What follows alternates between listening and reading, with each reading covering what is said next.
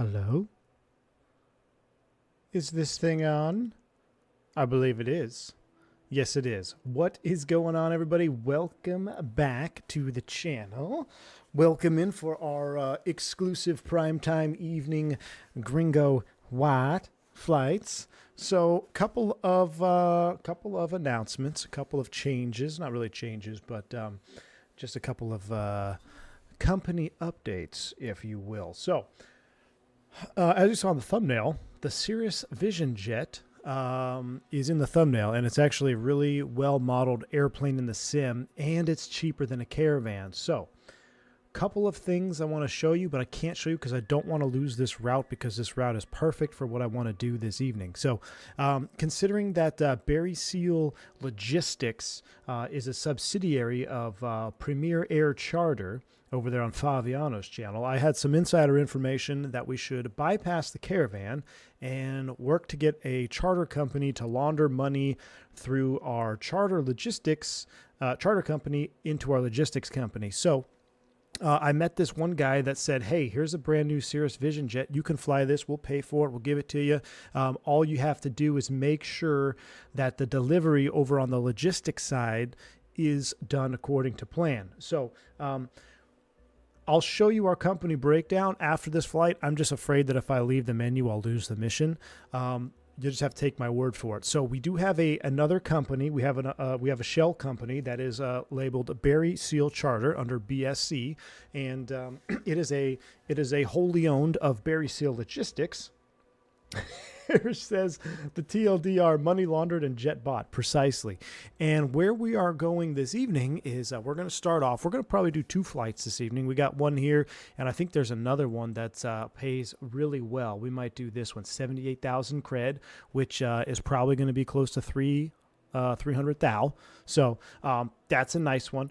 But we're going to start off, we'll get you guys introduced to the Vision Jet, and we're going to go from Hayward to 73 Charlie Alpha. Now, here is my plan. I am thinking we load in and we file this as if we're going to fly it on a network, and I'm going to load into Aveo Premium, and I don't see why there would be any issues with that, because we'll be flying the route that we're filing, and it should be all legit. So I'm going to attempt to do this flight on Aveo Premium.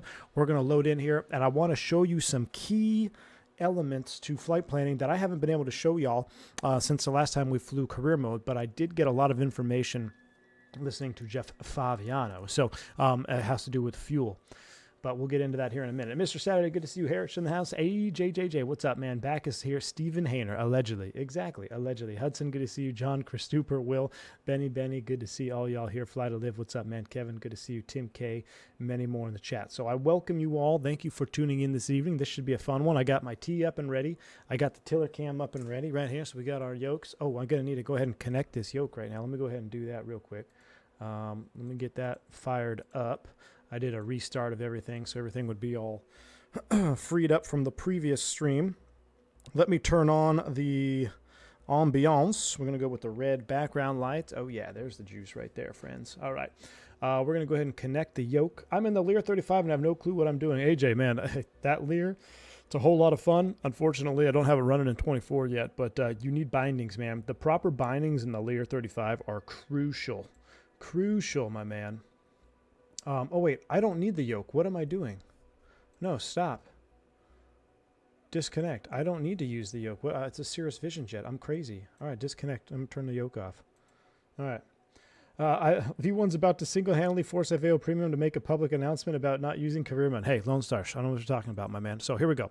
We're going to load. We're going to select this mission. And, yeah, Vision Jet's a side stick. I don't know what I was thinking of. I got it.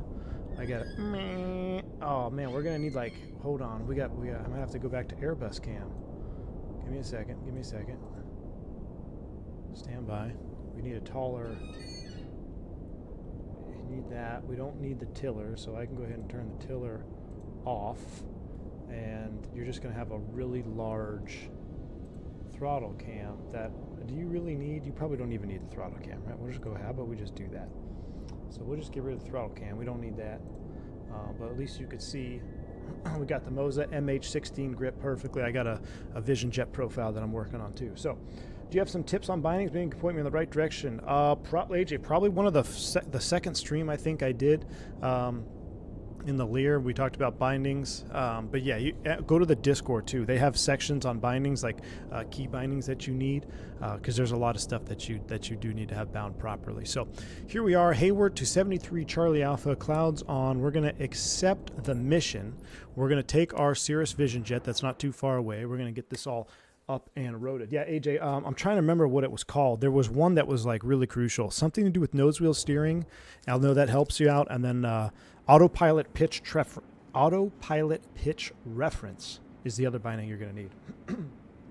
I think your F-16 stick is on the wrong side. It is, but I don't want to flip my whole thing around just for this.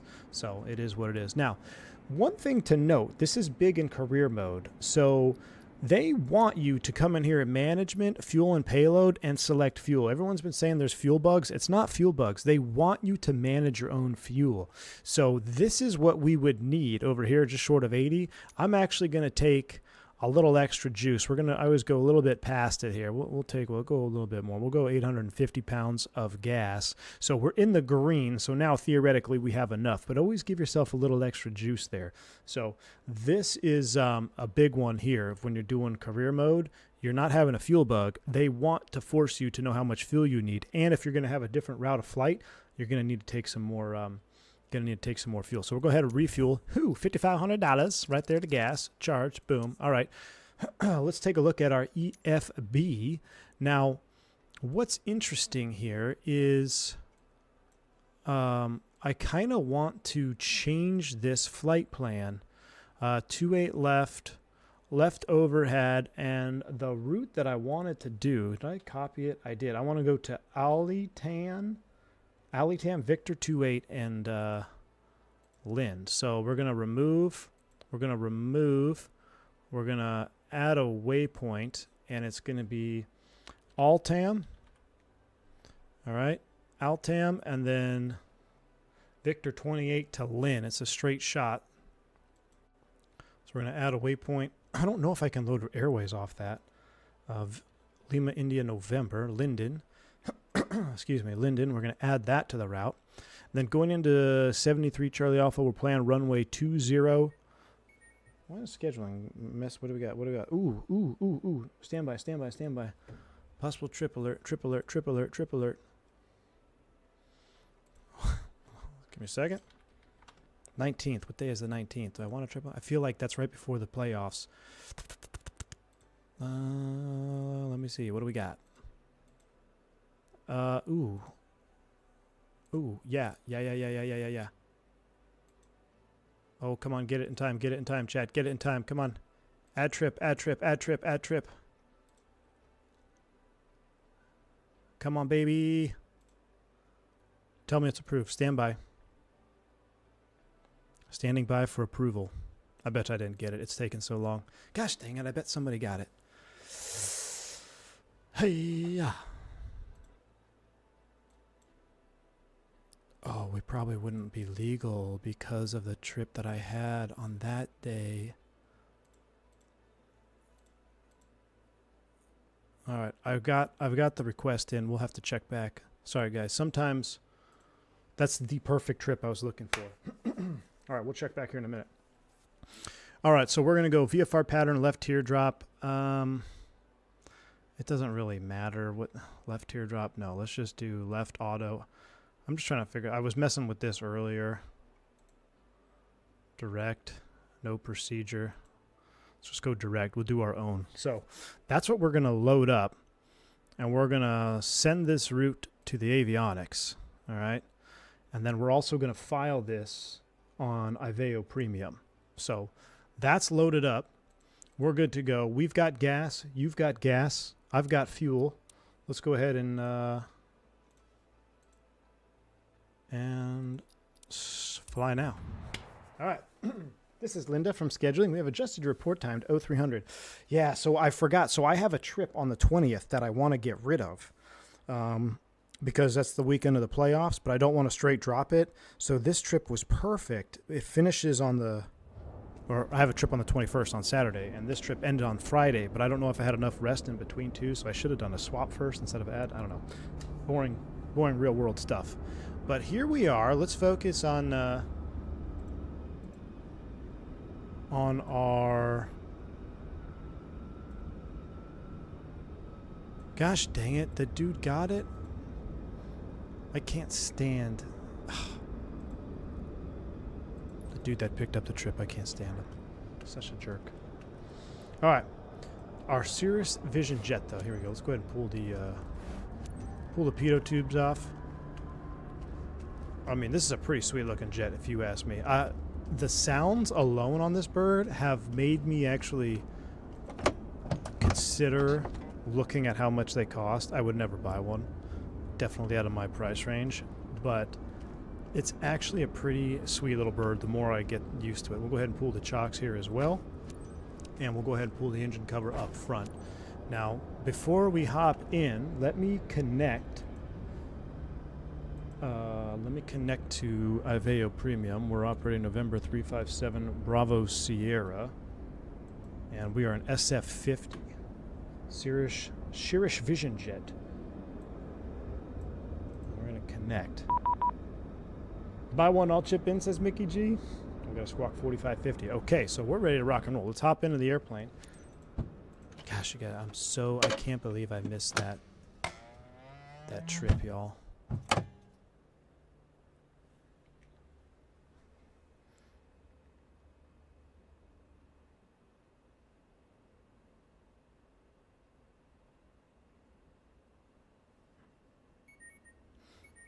Wait a second, now there's another trip in there? Oh, what a gross, dude. I don't want to do a red eye.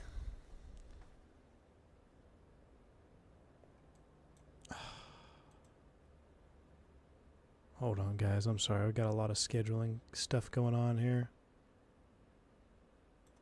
Do I do a Fenix red eye turn? Yeah, I think I do that. I hate doing red eyes, but this will get me that whole weekend off. Oh, that's so gross.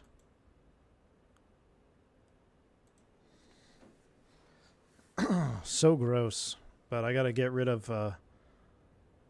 it's with the cool FO, so I'll do the trip. Phoenix red eye turn Thursday and Friday. So I leave Thursday night, come back 4:40 in the morning. Gross. All right. That's what we got for now. All right. Let's board them up. Love the visibility in this plane, massive windshield. Mr. Saturday, me too, man. Me too. The only thing I don't like is I feel like I'm always sitting offset, so I've set some custom views. Have a good flight. What do we got there? A little Camaro or something? Let me make sure the sim sounds are up. Good afternoon, Captain. Good afternoon, They sir. mentioned at the gate that the network would be available throughout the flight. Yeah, we'll see about I need that. it for some important calls, Captain.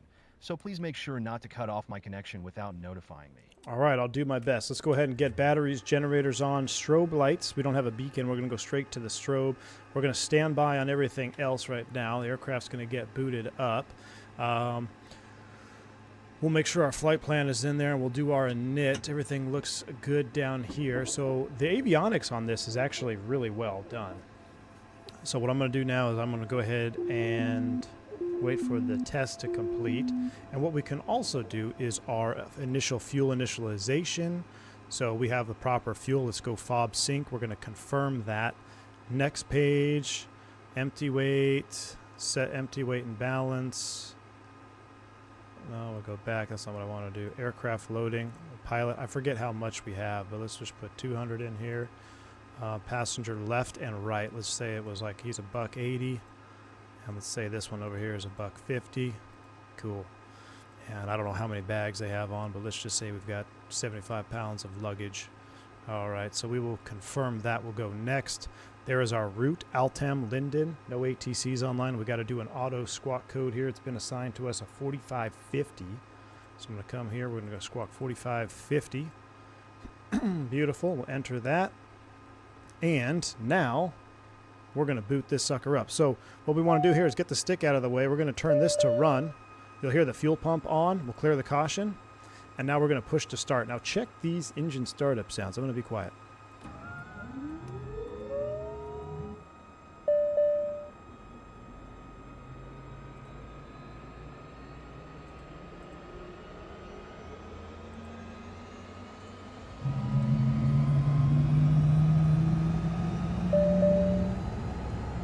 Pretty dang good if you ask me. Pretty dang good if you ask me.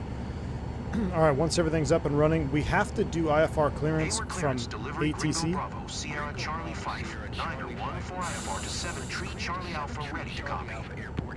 As filed, expect runway 28L maintain 11. What we're going to do is we're going to cancel IFR with the game ATC. 475 squawk 6152. All right, so we're going to acknowledge, we're doing all this just to get the points, and then we're going to cancel IFR. All right, takeoff pitch trim, we need to be up. For pitch trim, I found about 2 degrees is perfect. Flaps to 50% for takeoff. Our CG is in the green. You can see here, we're going to look at all this stuff in cruise. But right now I'm going to set my MFD to map. Sierra Charlie 5, 914 readback is correct. That looks good. Contact ground on 121. Full when ready to taxi. Good day. Yeah, it's going to change our squawk. I'm going to have to change it back. So we're ready to go. Good afternoon, pilot. You guest today is Mr. O'Leary, who's on the go to Arnold. He's close to one of our top clients who booked the flight for him. Please give him your warmest welcome on behalf of the company. Have a great flight. All right, sounds good. We're going to go ahead and request taxi clearance. Hayward Ground, Gringo Bravo, Sierra Charlie 5, 914 with uniform ready to taxi IFR. Let's get our magic power ref 3011. We're going to go to our cruise altitude, flight level Sierra 250. Charlie 5914 taxi to and hold short of runway 28L using taxiway Alpha Charlie Bravo. Contact tower on 120. 2 when ready.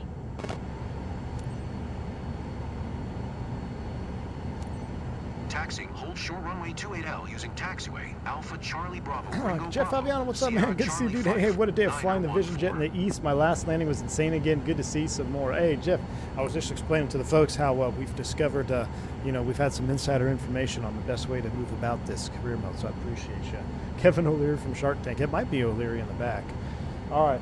But good to see you, Jeff. Hope you had a good stream. I'm going to have to watch it, man. We might watch your other one on this stream, too, up in cruise. I guess Jeff had some pretty gnarly approaches as of late. So let's go ahead and get out of here. We'll get our taxi light on. We're all set to go. I love it. Treat Fife. And this airplane handles so nice on the ground. That's the other thing, too. Unlike the 172. Well, the 172 is not bad, but like we had some issues with the Sky Courier and the like. Yeah, I got Kevin O'Leary in the back. Ladies and gentlemen, on behalf of our flight attendants, we would like to welcome you on board Flight BSC 5914 bound for Arnold. Our flight time will be 21 minutes. 21 We expect minutes. an on-time departure, 25,000 and we're feet's a currently little ready for aggressive, isn't takeoff. it? I will keep you informed of any key updates as we go through the flight. Let's Thank reset you. that. Let's do 190. So we'll be low IFR. We'll do 190 though. 25 is a little excess. Yeah, he's not allowed on Cuban's Gulfstream. He's in a Vision Jet. That's too funny.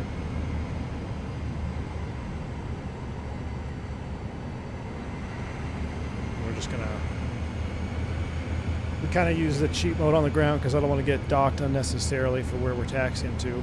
But for takeoff, so BAT 2 should be off. That clears the ICAS. We're all set up there. We got our ice light as we get cleared. Oxygen's been checked. Trim is up 2, flaps 50%.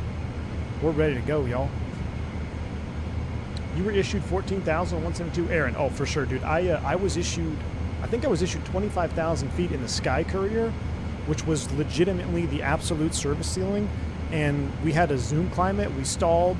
We continued to stall. We deep stalled. We overran the trim all the way. And then I ended up just descending down. But the method now is to just go ahead and disconnect or cancel IFR. I don't think it docks you very many points. So we're actually on Aveo Premium. I'm going to reset the squawk after I cancel IFR with clear, with the ATC, in-game ATC.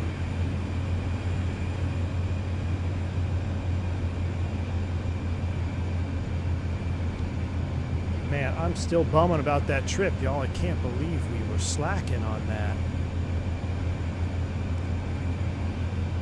Could have had the perfect 2-day trip.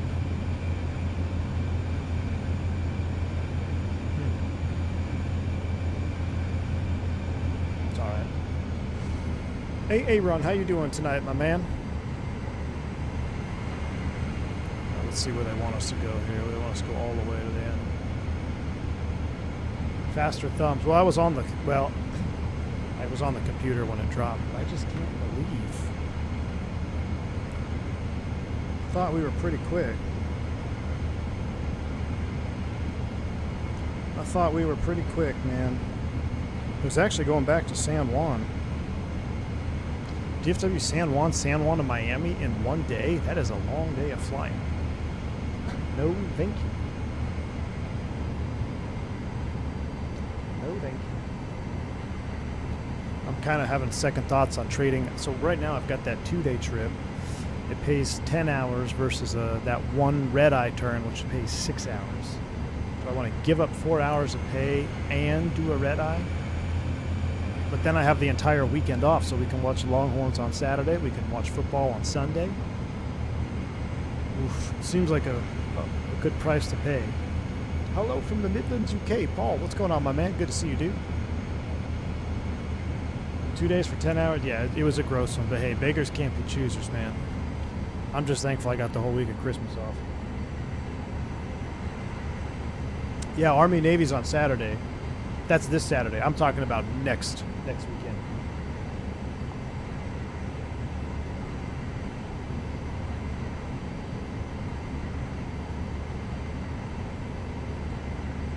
I'm about 71% sure those air vents are the same. I have my Pontiac. Yeah, they are 100%. This reminds me a lot of like a souped up minivan. So I've never been in a minivan before. Until the wife and we went to Florida on a little vacation. And I said, you know what, let's rent a minivan. We got 3 kids.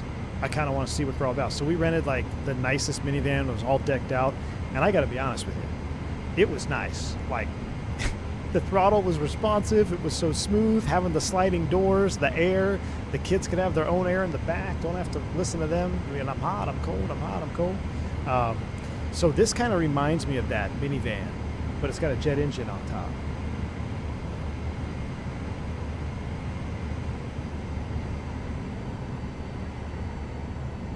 No, but that's the thing. I was glad that we rented it, Steven, because after our trip, I was like, okay, as nice as it is, I went on one of the days on vacation. I went to go get coffee for everybody just by myself. So I'm driving it by myself. I roll up to a light, and you know it's a rental car, so there's zero tint on it. Okay, I roll up to like next to this F-250 on one side. Then there's like these chicks in the BMW on the right side, and I'm in there, and I'm like, I'm that guy. I am that guy in the minivan. And I just couldn't do it. I said, yeah, it's not going to be our style. Not yet. Now we have another kid coming, so we'll have 4 kids. So I don't know. It might end up being our style. But right now, it was so nice, though, man. The ease of use, like, it really was nice. Sliding the doors back so you don't have to worry about anybody's hands getting stuck in the doors. My mom drove a minivan when we were kids for about 10 years. Yeah. I skipped the minivan for an expedition. See, why can't they put minivan doors on like an expedition? You know? The doors are what make it. They're awesome. Why can't they put sliding doors on like a Sierra or a Yukon or something, you know? Sierra Charlie 5, 914 ready for IFR. Do my kids watch my streams? Not really, not unless the wife turns it on. I mean, they're... Sierra Charlie 5, 914 altimeter tree 0. 11, cleared for takeoff runway 28L. Cleared for takeoff runway 28L, Gringo Bravo, Sierra Charlie 5, 914. All right, so we're ready to go. Let's inform the passengers. Ladies and gentlemen, on behalf Let's get of my the company, rest of the lights I would on. like to thank you for flying with us today. Jeremy, good to see you, man. On My this wife flight has a to family Arnold, we are prepared for minivan. takeoff, Seats so actually please ensure your so seatbelts low, are correctly so low on the fastened floor. and your Yes, electronic devices are yes, that turned was off another before thing. entering Going to the airplane beach, mode. Jeremy, we Sit had back, relax, everything. and enjoy We the had flight. everything Thank you. completely flat. So much storage. Like it definitely has its pluses, no doubt. But no, Aaron, you can't roll coal in a minivan. LA Center literally just popped online. Am I in LA Center's airspace here?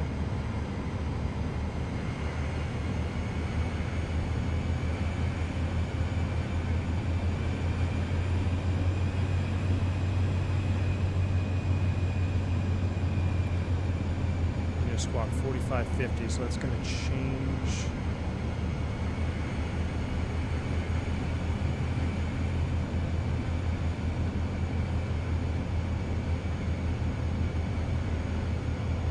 Yeah, no, we should be in Oakland Center, so we're good. All right, so we're ready to go. 28 left, checks. Heading sync. Are y'all ready? Let's get out of here.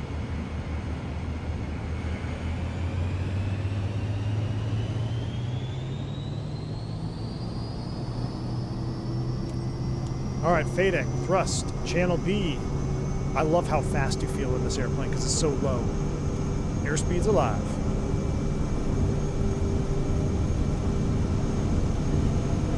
Rotate right about 100 knots, I've been finding out. Right about pretty good. Positive rate, herein. And this airplane actually hand flies really nice. Really nice. Pitch it for about 12.5 degrees. No, I'm just going to do what we used to do in real life, departing Hayward. I'm going to make a left 270. Ringo Bravo Sierra Charlie 5 9er 14 contact Oakland Center on 119er for 75. Good day. I will acknowledge the handoff and then we're going to cancel. 119er. There's 1,000 feet, cleaning Ringo up. Bravo Sierra Charlie 5 9er 14. Oakland Center Gringo Bravo Sierra Charlie 5 9er 14 is passing 1,100 feet, climbing 11,000 feet. So this is exactly what we used to do. 270 back over the center of the field. 14 Oakland Center altimeter tree 0. 11 radar contact continue. Ringo Bravo Sierra Charlie 5 9er 14 reset transponder. Squawk 6152. Cancel that far. Oakland Center Gringo Bravo Sierra Charlie 5 9er 14 would like to cancel IFR. Ringo Bravo Sierra Charlie 5 9er 14 IFR flight plan is canceled. Radar service terminated. Squawk All right. 1200. Maintain VFR. Frequency change approved. Good day. Trim in there. About 100, I don't know, 165 knots I think is what it goes to. All right, we are good to go. Maintaining squawk 4550. So now we're going to get some automation on here because I want to clean up a few things. So we're going to go auto throttle on. We're going to select climb power. So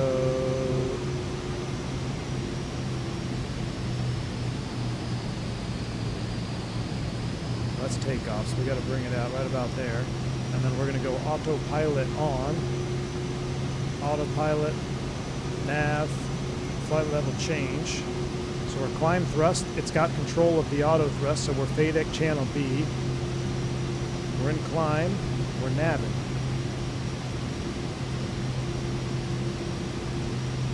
All right, after takeoff checklist, our flaps are up. We are pressurizing. So I keep this like our status page over here. Pretty neat. The IPS fluid, that's for our weeping wing. We'll look at that in a minute. So it looks like 165 is the best climb out speed. So we're all synced up. We're ready to go. We're on IVEO Premium. Let's go ahead and select 22.8 for Unicom. We've got our proper squawk code. Look at this, y'all. How cool is it we actually get to leave Hayward? That's where I was based flying freight.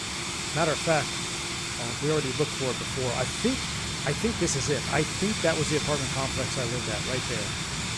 Right there. I'm almost positive. It's one of these up on these hills. We'll have to find it one night for sure.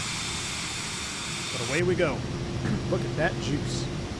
Look at that juice.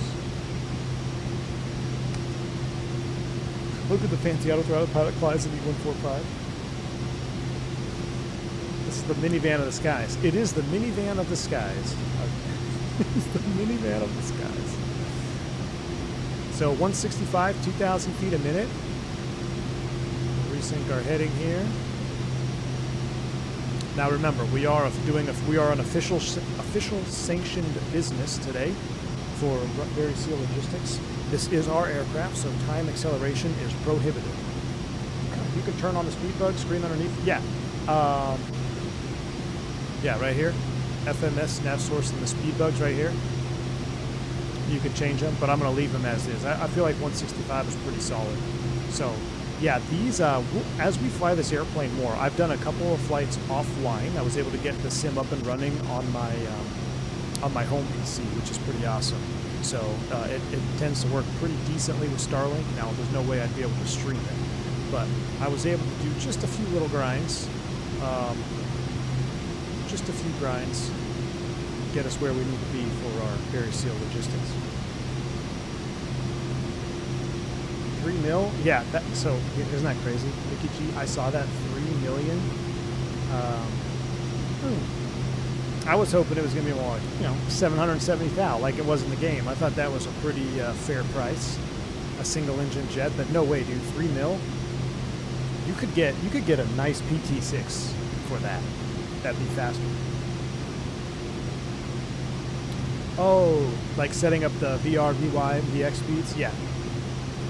Yeah, I haven't really taken too much time to do that. I feel like just 100 knots, rotate, give it a full send, get out of the white arc, retract the flaps, you're good to go.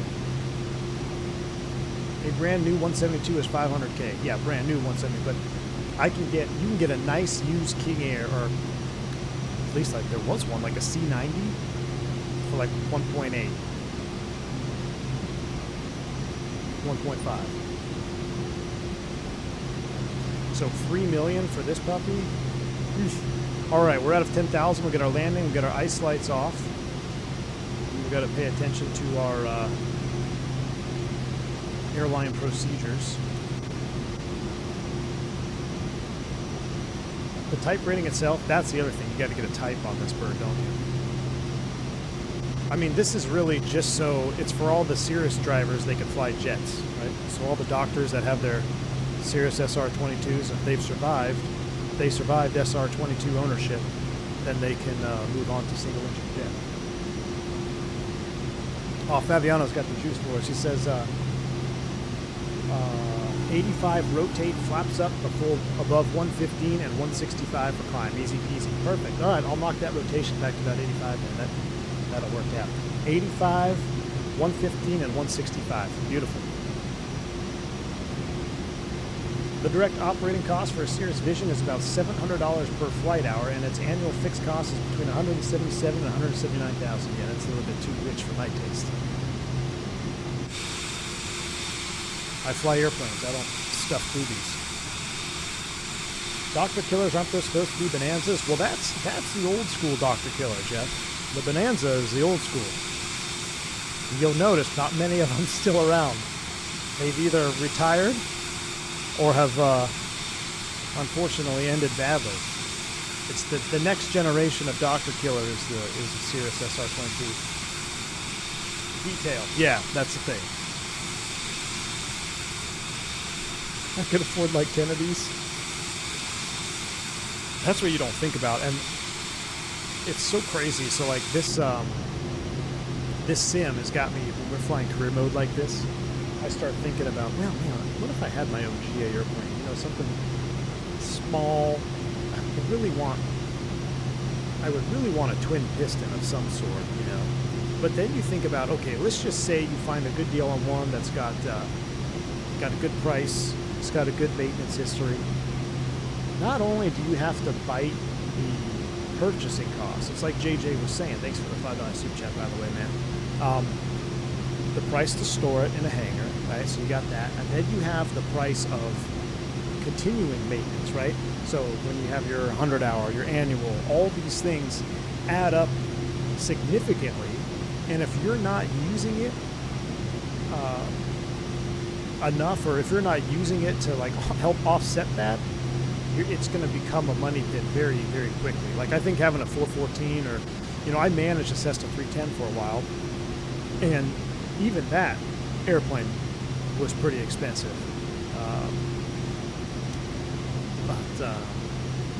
It would be cool to have like a 310. I think a 310. 310 would probably be about the smallest I'd want to go. You can get a good price on a 421, super complex. Maintenance would be insane. Is the 421, that's the PT6? Is that the Conquest? 395K?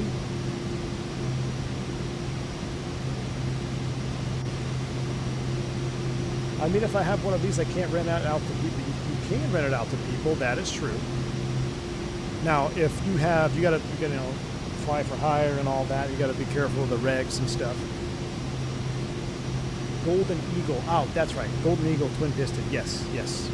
Yeah, my buddy Sean. It's kind of ironic. So, I stayed and flew corporate jets, and then on the side, I managed a Cessna 310 for a guy. My buddy Sean, who's now on the 777, he lived in California. He moved back to California, and he met a dude that had the Golden Eagle, and he managed the Golden Eagle for him. So I never got to fly in it, but I remember one time they flew it into Deer Valley, and I was over at Scottsdale, and I went and checked it out. It's pretty sweet. But insurance, Andy, you're absolutely right. Insurance is another thing you've got to look after. I'm in the Cessna 150 Owners Club? Yeah. I thought about it for a while about getting a Citabria or something for building to flight time, because that was what some people were doing. You know, you buy a single engine piston, 150 or a Citabria, and you build your own hours. You can kind of offset the cost of renting an airplane. You'd end up paying a little bit more, but it depended on your situation. You could, there were people that did that. Yeah, don't tell life insurance about any of it, 100%. I heard Jerry Wagner is hiring. What's, Will? So if the 421 is the 520s, that would be, yeah, like your turbo supercharger? Dude, that would be so expensive. What's the airplane, what's the Cessna? It's like a 414, or it's actually like a 404 Titan, but it's a PT6 version. I want to say it's pressurized too. Maybe it's not pressurized, but it's a PT6 twin Cessna. It's not the 414, is it? I thought the 414... 440? I'm going to have to Google it. It's the Conquest. Cessna Conquest. Yeah, that's the one. All right, we're out of 18,000. Magic barrel ref. We're at leveling at flight level 190. We're only 22 miles away, so we're going to just stay here at 190. We'll accelerate Mach 520. 421 was pressurized. Turboprop is a 441. Oh, maybe that's where it is. 441. Yeah. See, now how much would that probably cost? This. Get a weird sound bug whenever I go to that view right there.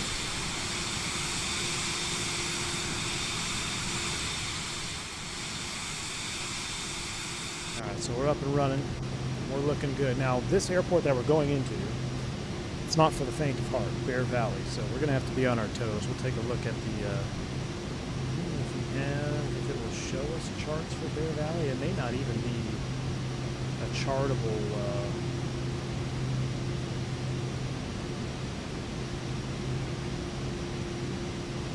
airport.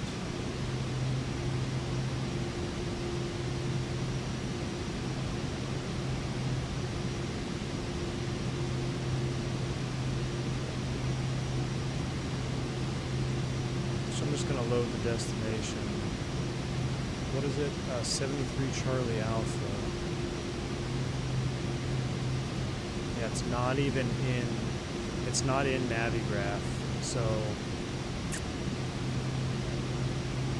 we're going to have to look at it over here.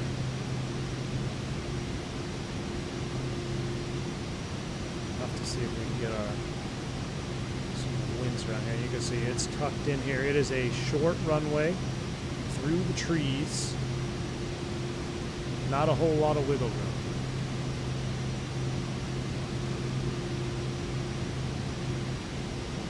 Right here. We're going to plan to land on 20 because there's no mountain. If you land this direction, going opposite 20, what's that like? 05, whatever, 04, you're going right into a steep mountain. The terrain coming in here, the turbulence is typically pretty rough. So we're going to give ourselves a long final to get stable. The Vision Jet is basically what you would get on Uber Jet Service. Let's be honest, not the Challenger they show on their front page. Yes. Yeah, Uber Jet Service. And I wonder if they use it like that. I mean, if it's got the executive config. I mean, it is literally the Uber jet of jet service. People give the 135, 145 crap for having hairdryer engine, but the Vision is the ultimate hairdryer. Yeah, I'm pretty sure you can find RC aircraft with engines with the same amount of thrust as this. This might just be an APU to an Airbus. I'll be completely honest with you. It may be about as big as the APU. And we're using it to propel this monocoque airframe, not very sturdy construction aircraft. It looks like it should be fast, but it's not. Yeah, it doesn't have the power. And you got the straight Hershey bar wing. You can just tell by the wing. So typically swept wing aircraft are going to be much faster. When you have a Hershey bar like this is what we call a Hershey bar, just straight fat wing. It's a very efficient wing. It produces a lot of lift at low speeds, but guess what? You can't create lift without creating drag. So it is also a high drag wing with the increase of airspeed. You got to look at the lift and drag curve, right? You get a lot of lift early, you get a lot of lift at low speed, but as you speed up, you start creating more and more drag. So that's why these really efficient airfoils, it's a trade-off, right? You got to pick the aircraft that's going to fit your mission. Verijet has only Vision jets? Wow, that's pretty cool. That's pretty cool. Randuxy, yes, we are headed to Bear Valley right now, my man. Headed to Bear Valley right now. Does that make it a safer plane to fly? You know, I would say safety, that's more dependent on who's flying, who's at the controls, right? Because you can have a Lear 35 with tip tanks on it, and you can have the most experienced guy back there, and that's safer than a Cirrus Vision jet with a PPL and an instrument rating. So it really depends on who's at the controls. Now, what you can say is that this type of wing is a much more forgiving wing. So if you put this aircraft in an undesirable state, well, let me put an asterisk about this because we're going to talk about the caps and the detail and all that. Generally speaking, a high efficiency airfoil like the Hershey bar wing that we got here is more forgiving. Now, the total aerodynamics of the aircraft, that's, you know, to be determined by what the aircraft is. Now, this aircraft actually has the cap system, which is a parachute to save your rear end if you lose control or your engine dies, I guess. I don't know when would you use the cap system? In a spin, stall spin, you can't recover, pull the chute. Because even if you lost an engine, pulling the chute, you're going to damage your aircraft because you're going to come straight down. You'll be better off trying to glide down and find a place to land. Something we learned with the VisionJet PFD has a ton of backup battery options, so as a standby instrument has a lot of fail-safes. I was wondering why it didn't have any standby. Really?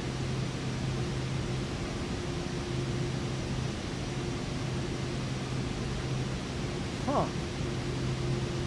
Yeah, because you're right. It doesn't have a standby additive indicator. So it's built into the backup. And I guess when you power up, you can kind of see. And here's the display backup, right? Is this functional? Or I clicked on something over here. Yeah, check this out. Then you can put this on your map. But I'm going to go full screen here. But I was playing with this earlier. That's all fine and dandy. But what happens if your display goes out completely, Jeff? You know what I'm saying? Because, or like, what if your screen, with just the screens itself go out? If everything is in two screens, you're toasted. It would take a really bad day to delete your PFD. Well, that's what I'm saying though. What if the PFD itself, just like the glass stopped emitting? Use the display. You look out the window? Yeah, look out the window. I learned the hard way. I had to maintenance the airplane immediately after. Oh no. All right. Well, we won't. We're gonna try not to maintenance the spur today. We should probably check on it though, because I was grinding a little bit. We only have about estimated time en route 7 minutes to our next waypoint, which is runway 20. So we're only about, yeah, we're 36 miles out. We're going to start down here pretty soon. So we're going to just cruise as is for now. And then the next mission we do, I think, is a little bit longer. We'll set back and get comfortable. This is just to warm us up. Cheap Chinese VA panel. AJ, how's that FS Lab stream, man? You connect Apple Vision Pro and use it as a HUD? That would be crazy. Imagine flying up here with the Apple Vision Pro or that, what is it? Yeah, that's the virtual reality. The red button pushed on the PFD on the MFD screen in the real airplane.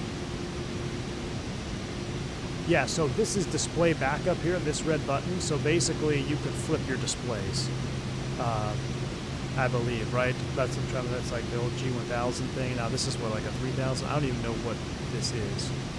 But yeah, display backup. So if one of the screens fails, you can put the other information on it. And you can put all of this information on this screen. I do not know, maybe Jeff does, can you put all of this information on this screen? I would imagine you could.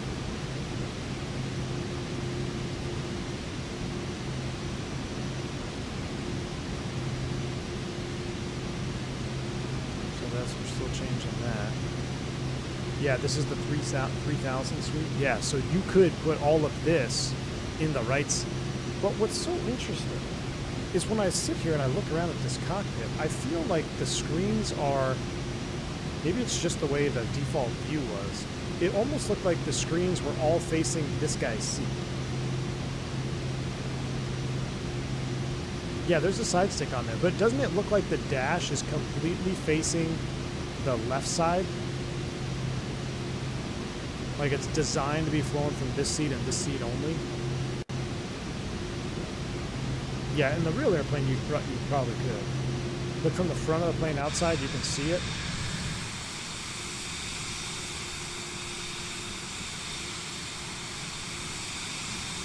Yeah, it does. Yeah, you could see he's got a screen right in front of him. This guy's kind of looking at the side angle here.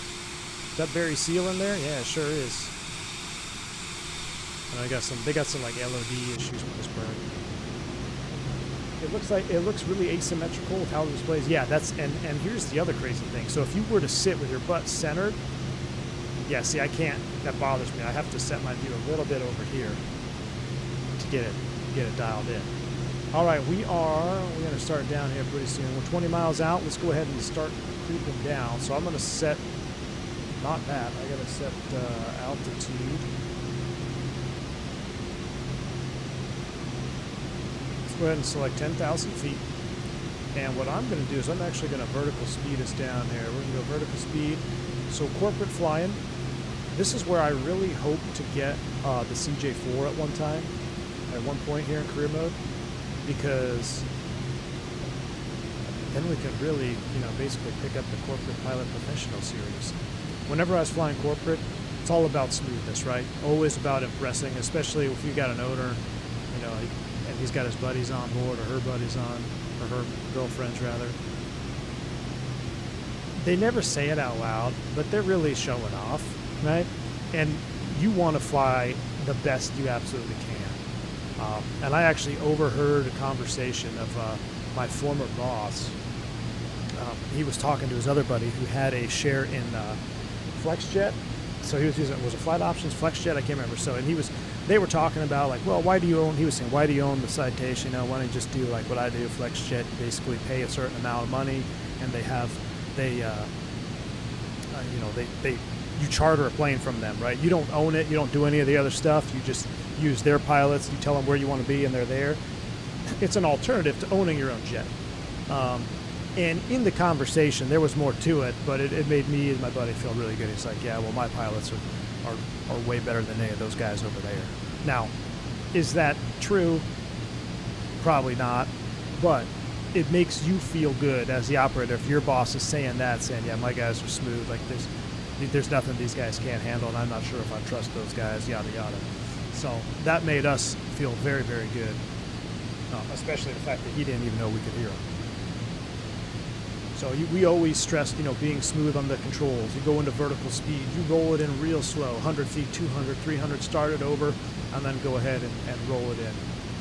And you knew every nook and cranny of that jet. You knew every quirk that jet had, and you did everything you can to make the flight experience be extremely smooth. I had the pleasure of taking a tour of a G450, and let me tell you what, an airplane, oh my gosh. The FLIR system was insane. We were missing out on similar. Yes, we need a dude. FLIR would be pretty dang cool. So my buddy that I was just talking about, he's flying a Falcon, whatever the newest twin-engine Falcon jet is now. That's what he flies, and they have all the bells and whistles, dude. He's got the synthetic vision. I'm pretty sure they have some sort of. I don't know if they have a true FLIR. Maybe they do. But he has all the bells and whistles on the latest Falcon, the 2-engine version. I can't remember what the number is. Is it a 9X? It's might be a 9X.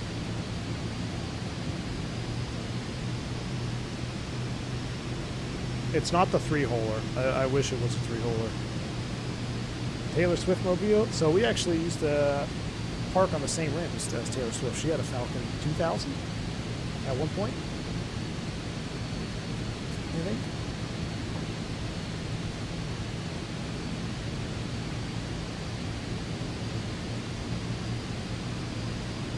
All right, so we're going to overfly the field right here. Oh yeah, we got the. And what we're going to do is I'm going to select heading mode. And I'm going to go like this. And we're going to spin our way around here. And we also got to bring up the comms. Or no, we're going to bring up the mission list. Set up our altimeter. We'll get our lights on.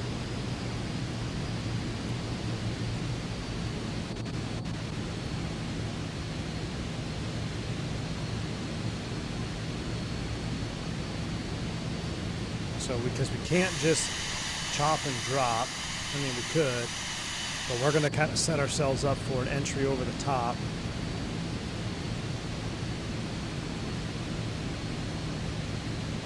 And then I'm also going to select, how do I remember that? We're going to suspend that, we'll put it in OBS mode.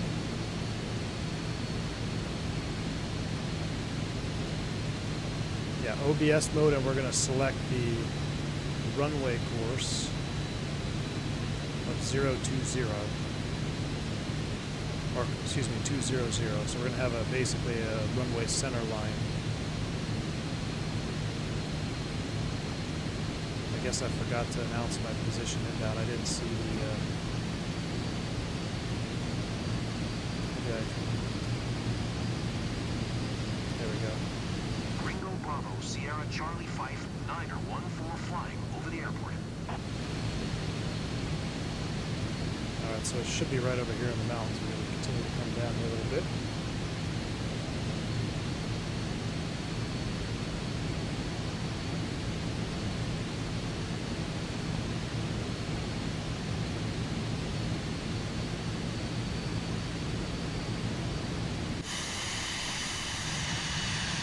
Right on the other side of this mountain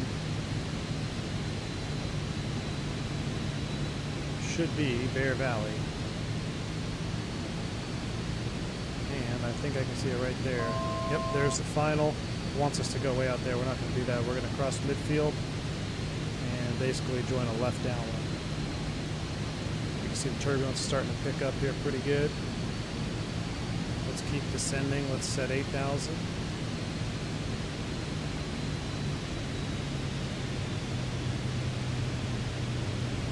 Also going to slow down here. We're going to select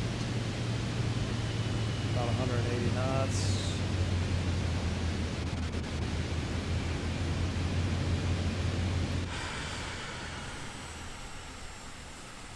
There's the runway, y'all. It's actually closed according to the pavement markings. We're going to kind of take it out here over the lake, and it's going to get pretty spicy.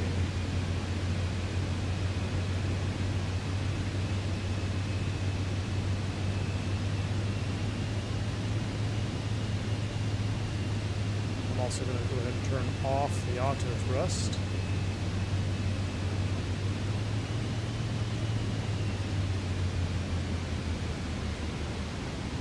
Put you back in FMS speeds.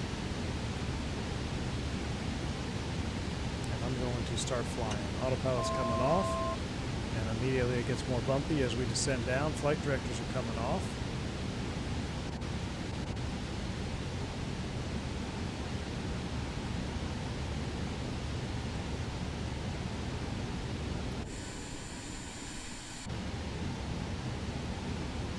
Shallow out here.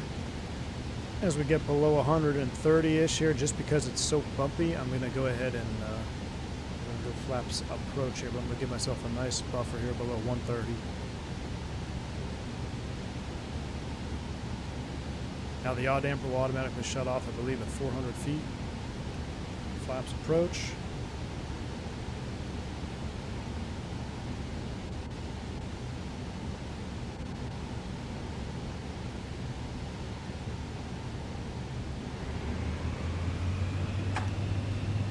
Gear down. I'm going to bring up my mission steps.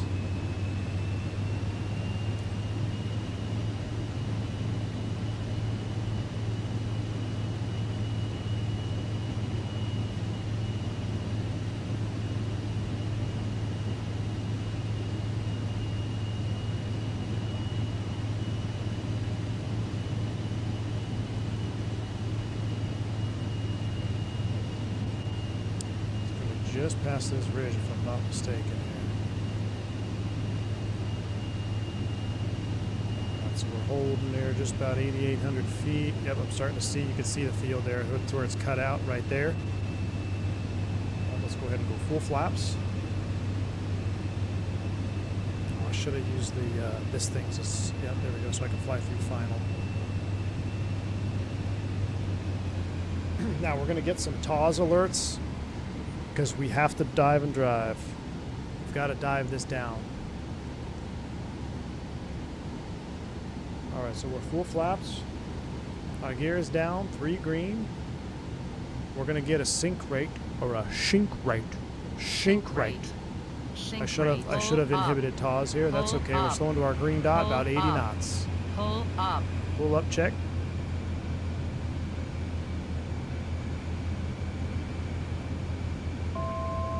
Remember, this is our jet, so if we bang this up, we're screwed.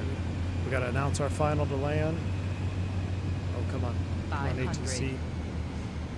Oh, no. 7 Tree Charlie Alpha Traffic Gringo Bravo, Sierra Charlie Fife, 914, 1 miles northeast 7600, 4 inbound to land runway 20. There we go. Drive it down, drive it down, drive it down. Bring that power out. Plenty of speed, plenty of speed. Drive it down. Sink rate. Check. Sink rate. Check. Sink rate. Check. Sink rate. Alright, now roll it on, roll it on. Don't float all the way down the runway there, Chief.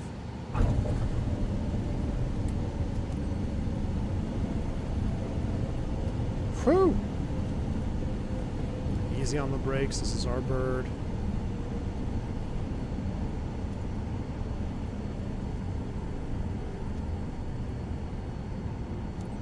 Ladies and gentlemen, welcome to Bear Valley.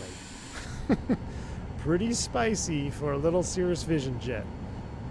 Pretty spicy.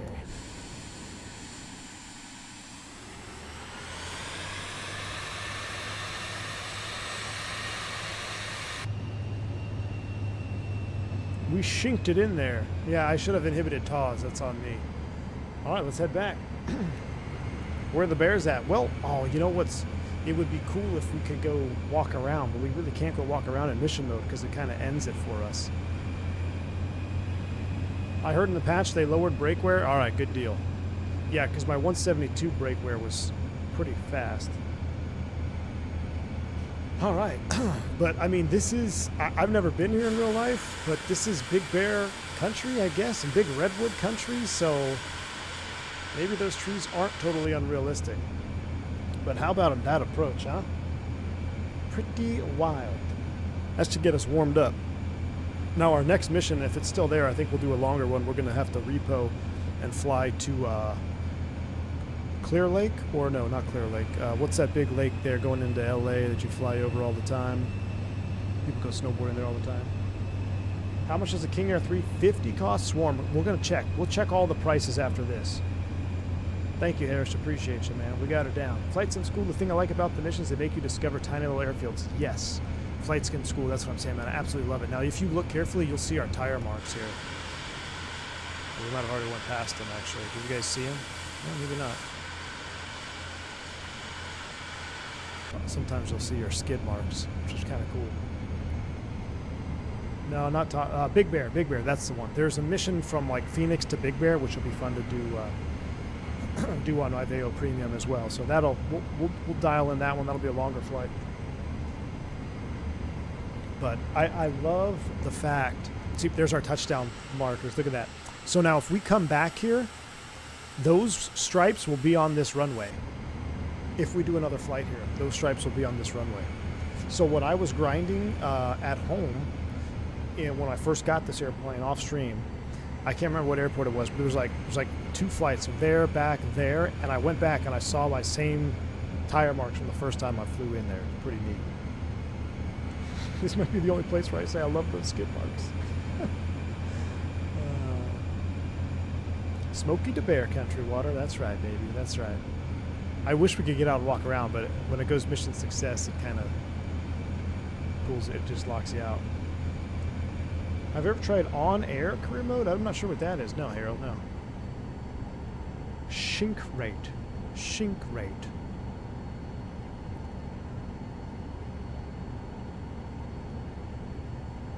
Huh, they got a little spicy there, I'm not going to lie. Got a little spicy coming in over the hills. All right, let's get in the box here.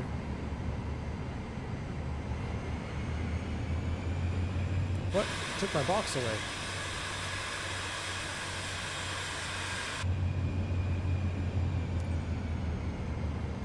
Alright, let's taxi over.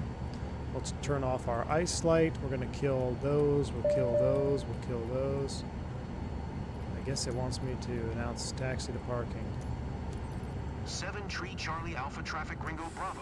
Sierra Charlie 5, 9014. In real life, this airport is grass strip, and yes, the trees are that close to the runway. Nice. Whiskey November 47.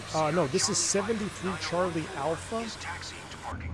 73 Charlie Alpha in the sim. I don't know what it would be in real life.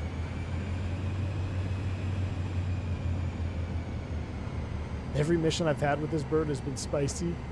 Yeah, it's fun though, man. This is fun flying this stuff around. We'll go ahead and park right here. We got our folks waiting for us. I even managed to catch some shut-eye. You sure did. I'm not usually a fan of flying. I can't intercom, let them know. Normally they do like a spiel. Ladies and gentlemen, here we go. welcome to Bear Valley. Local time is 2:05 p.m. For your safety, the captain has requested that you remain seated with your seatbelt fastened until we come to a complete stop and the seatbelt sign is turned off. Please make sure you take all your belongings with you when you get off. On behalf of the entire company, we would like to thank you for choosing First Class Wings. We look forward to seeing you again and wish you a pleasant stay in Arnold. Thank you. They gotta wait for the full spool down here, and then it should give us a success. Come on out, ladies and gentlemen.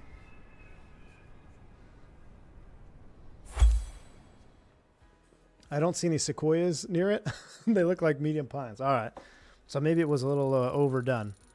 What? 68%? That might have been the chop. Aviator's performance. Look at this. I'm basically a real-life pilot. All right, I'll take that. We'll see how much we get paid, though. This is where the cheese is at.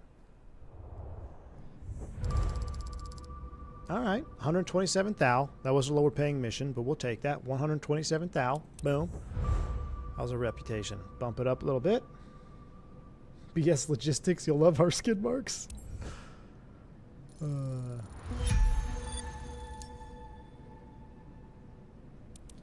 All right, so now, okay, now we got a million bucks in the bank. I'll show you what I did. I didn't want to lose that mission, so let's do an overview here. Since there's full transparency at BS Logistics, we do all major purchases online together. I'm not allowed to just go off and buy a bunch of stuff when I'm not streaming. But sometimes I do stream in the Discord, so make sure you keep an eye on that. So this is what we have rocking for us. We have our Barry Seal Logistic Company. That's our main priority. However, the money is over here at Barry Seal Charter. So that's what we're looking at. To look at airplane prices, if I go to aircraft shop, looking at brand new aircraft, BSL is publicly traded. Yeah, it is. This is what we got. What's still crazy to me, Jeff, is that this is still only 710,000. Seriously? I mean, I feel like it should be, 5 million at least. But this is the way, according to our insider trading, this is the way. I mean, get the charter company and grind out for the Vision Jet because it gets you out of the 172. Now, another aircraft that I would like to have, if I'm being completely honest with you, is the C90 King Air. This puppy is 5.1 mil, so that's up there. But a C90 would be nice to have. The 350i 47 mil. Okay, wait, is that less? Hold on, there's no commas. It's throwing me off. 5.1 million. 4.7. Why is the 350 cheaper? Am I going crazy? 4.7 million for a 350 versus 5.1 million for a C90. Who came up with these prices? AI? The PC24 full flap. Good to see you, man. It's 6.3 mil. 6.3 mil. This is what I really want here. I love flying the CJ4. The 2020 CJ4 with the Woosel mod and everything, we actually flew it on release day of 2024. I showed you guys in 2020. I love it. It has a fantastic FT Sim sound pack. And I would love to be able to own one of those. But, of course, it's $7.3 million. So that's what we got in slew for us here. Let's go back. I want to show you our freight options, kind of setting our goals here. Let's look at used aircraft real quick. Used aircraft for the charter market, not very awesome. We've got 172s and diamonds. 30 million? Or 3 million, 3 million. They need to put commas in here, man. That's hard on my eyes. So, a diamond. It's slow, twin piston. Well, I don't know. What's the cruise at? Probably not as fast as the Vision Jet. Just do what you have already done 6 more times. Yeah, that's what we're going to do. That's what we're going to do. If we go to our logistic company, we want to set our sights on aircraft over here on logistics. Now, this is where it gets a little bit disappointing. Caravan, 3.7 mil new, but we also know it's kind of a maintenance hog. PC24, 5.6 mil. Okay. Sky Courier, I think this would be where it's at, but it's also $8 million. So have to grind away for that one. Having a Sky Courier, I bet we could make some serious money with that. And we're going to need, here's the thing, if we're going to be running logistics in South America, we're going to need a PT6, and we're probably going to need a high wing. I don't know if we'll be able to get away with the low wing aircraft down there. So like the PC-12, I don't know. I feel better with the lift capabilities of the Sky Courier, to be honest with you. Caravan may also be a good option, but when we get the money, we'll have to make a decision. Jeff says I'm saving for the Courier. Yeah, and I saw a bunch of Couriers in San Juan yesterday. Dude, they're so awesome looking. Like, they're actually really cool. It's everything I wanted the Caravan to be. 2 engines, high wing. If only it had retractable landing gear. It just needs retractable landing gear. Then it would be the coolest airplane out there. But let's see if we can get some more money. You need a PC6, Air America vibes. Well, or I would just like to have some of the marketplace stuff. Can you imagine? Like some of the Dukes or like the Beach 18, flying the Beach 18. Jeff says can't imagine the Saab. Geez, having a Saab would be pretty wild. So a Beach 99 Mickey G, I know, that's what I want too, man. Ooh, this is a real time mission right there. We could look at that later. But there's only 2 more there's a couple more VIPs we could do. This one, 78 thou. So let's do this one. This is Eloy. I've been there to Lima 35, which is Big Bear Lake right here. So this ought to be a fun little flight to do. So let's see if we can get some money doing this puppy. We'll load it up. Full flap. I know. I want Beach 18 clapped out, leaking oil everywhere. That's what we need, dude. All right. Before I accept completely... Well, actually, we're going to accept it like this. We're going to transfer our bird over there. Pretty expensive. Yep, Eloy is parachuting. Yeah, I actually I jumped at Eloy. So, Skydive Arizona, man. That's where I did all my skydiving. Ooh, the Bondurante, Jeff. Embraer 120, Embraer 110. Or Embraer 110, rather. Yeah, that would be nice. That would be nice. All right, management. Fuel, again, courtesy to Jeff for telling me this, because we probably would have crashed. We're going to take a little extra because we are going to try this on Aveo Premium. $8,500 in gas. Ooh, buddy. Selected. Back. Now, before we go, we got to bring up our EFB. And I want to load up my own flight plan here. Let me do a... Actually, you know what? Could I do it through here? Let me see. I'm curious. Let me make this larger for y'all so y'all can see what we're doing here. We're going to go medium size, and we'll go back to Navigraph, and then we'll go settings, interface size, do 120. We'll do 140. All right. So now I'm very curious here. I want to do a new flight from... Where are we going? Eloy. E60 to Lima 35. Big Bear. Now, you know what? I could probably just sim brief this.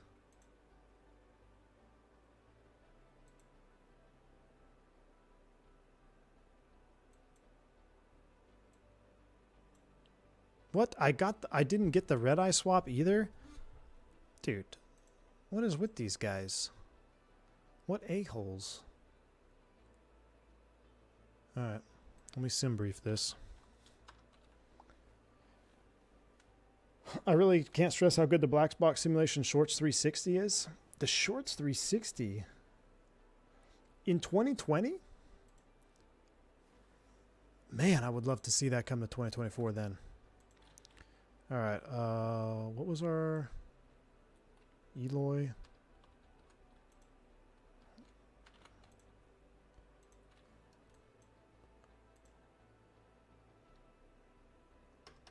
Was it E60 for Eloy? Yeah. All right, there we go. We're at SF50. I'm going to sim brief this. Vision Jet. And then I'm going to uplink this into our EFB.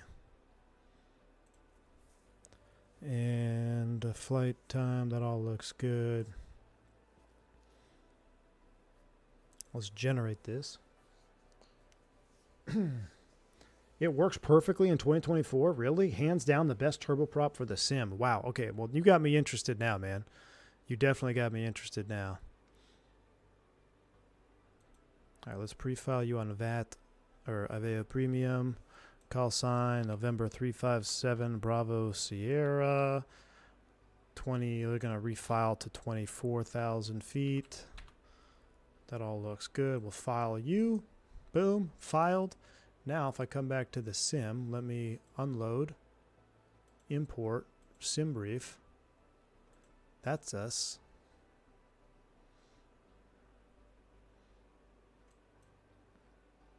Now, I wish I could copy this route into our avionics. That's what we need to be able to do. Let's go ahead and hit fly. We'll load it up. Yeah, Jeff, I would love to see it, man. I'd love to see that Shorts. Tijana, you flown it too? A lot of fun for Caribbean ops? Yeah, it'd be a lot of fun flying down to Caribbean. Man, I wish these were lifetime missions on these Vision Jet missions. All right. before we do all that, let me connect.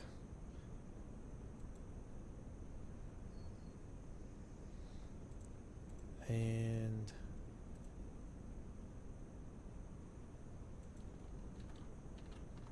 hold on, I didn't get a canceling in use. I didn't get an auto ATC.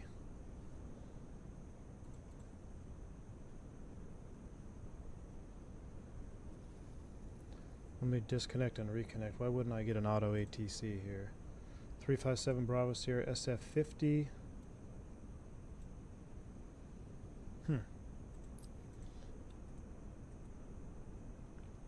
Uh-oh, Fenix is on. Albuquerque Center is on.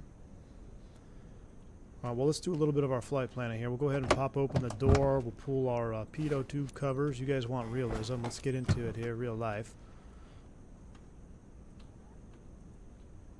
Uh-oh. There we go. Let me pull out my EFB again.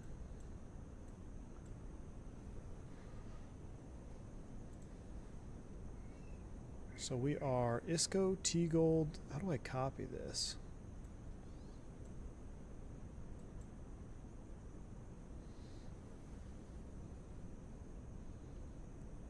So pilot book, no, flight planner here.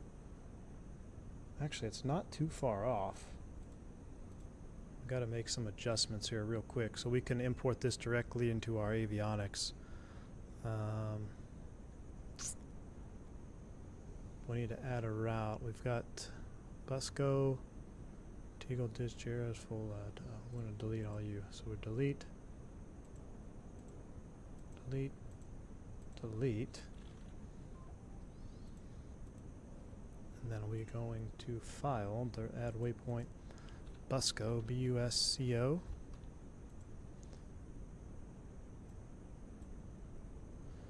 We're going to add T-Gold.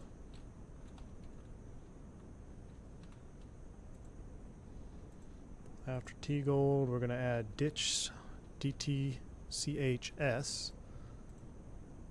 Jaros, and then folded. Not in the box. Oh, foiled, F-O-I-L-D, foiled. We'll add that. Arrival, we're on the KL24K.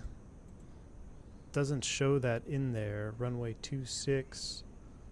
I'm not sure what the KL24K is. We'll do runway 26, that's fine. And Eloy, there's no departure procedure, so that's good. So we will send that route to the avionics, and I'll file that with ATC. All right, so that's been taken care of. Apparently this thing can only go 13,000 feet. What? Which thing, Shark? All right, let's go ahead and pull the chocks. Get on board.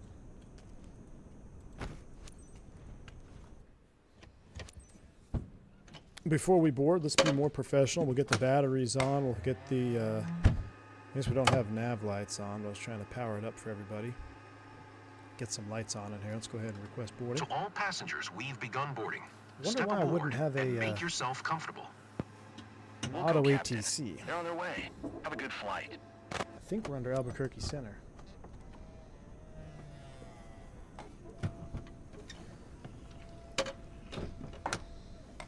Ladies and gents, I wish you a good flight on behalf of First Class Wings. Nice to meet you, Captain. I was informed at the boarding that I'd have network throughout the flight. Just wanted to let you know I really need it for some important calls, so please avoid cutting off the connection. Much appreciated. If you say so, my friend.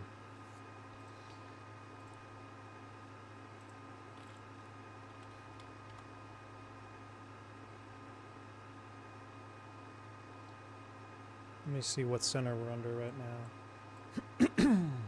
Oh yeah, we got traffic out here. So we are, where is Arizona, Albuquerque, Eloy, that's us, and we're under, what center is this?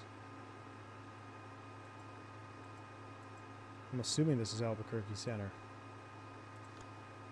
So I'm going to go ahead and boot it up here before we burn our battery out. So we go start to run, fuel pumps on, clear the caution, and engine start. While you guys listen to that, we're going to do the initialization. Just wanted to drop by and say hello before you leave. We're going to for sync Big the Bear fuel, City. confirm, Mr. next Rubin will page. join you on board soon. He's close to one of our top clients who booked the flight for him. Well, it's about time. Provide him with the finest service. I know I can count on you. Have a nice flight. Up and running, that looks good. All right, our flight plan, Copa Vico. Didn't actually take. So I'm gonna call this guy 32.8 here real quick. See if we can't call and get an actual route, and then we'll have to change this. Oh, I need to change my push to talk as well. And he's on 32.8, that checks. So let's give him a call here. We'll also do this stuff here. We'll go battery 2 off. Nope, nose, fresh air, that all looks good. And Southwest 368, climb maintain flight level 300. Albuquerque Center, good afternoon. November 357 Bravo Sierra on the ground and Eloy Echo 60 IFR clearance to Big Bear, please.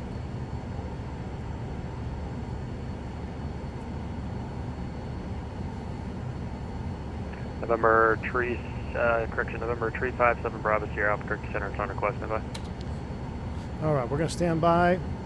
While we're waiting, let's go ahead and set flaps takeoff. We'll set pitch trim 1, 2, a little more than 2 up in the blue.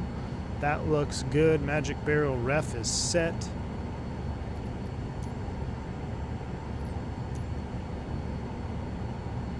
Yeah, Osmosis Jones. So we are attempting to fly career mode on Iveo Premium tonight.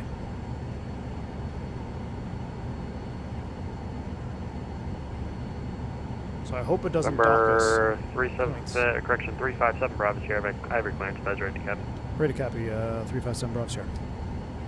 November 357 Bravo Sierra, cleared to destination airport via radar vectors Busco, as filed.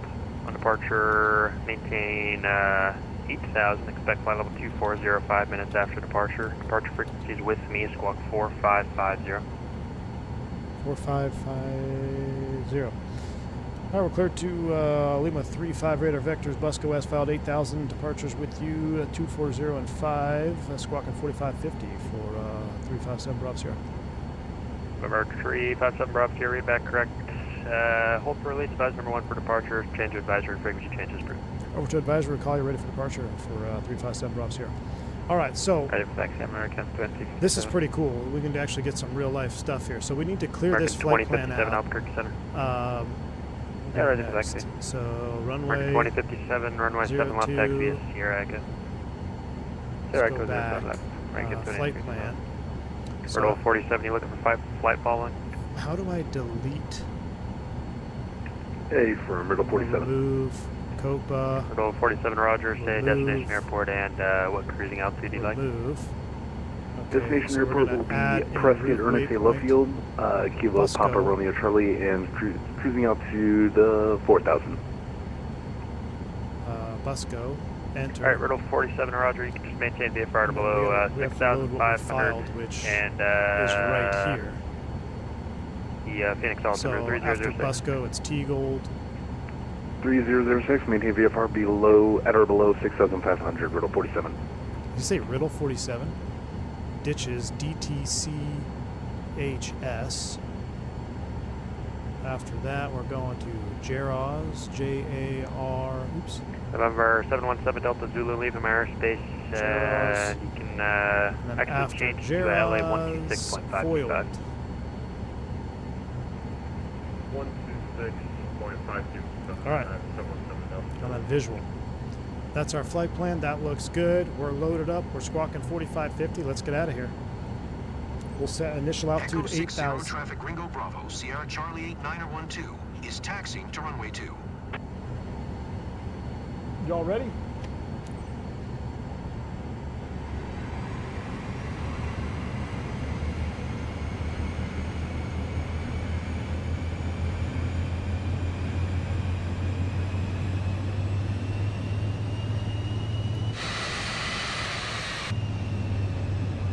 get our taxi light on. Jeff, that's an interesting thing. So the only way to shut off nav lights is pull the breaker. That's pretty cool. All right, let's see where they have us going here. We don't want to taxi in a no hangar. All right, there we go. It's actually a half decent Eloy airport here. All right, there's our flight plan.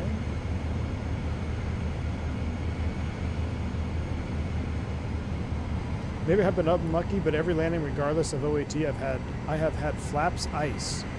Flaps ice, really? So you're saying that the bug is wing ice when deploying full flaps on landing. So wing ice is a weeping wing, though, right? So does that affect perf at all? Because we have a weeping wing here, if I'm not mistaken. That's what our IPS fluid did, isn't it?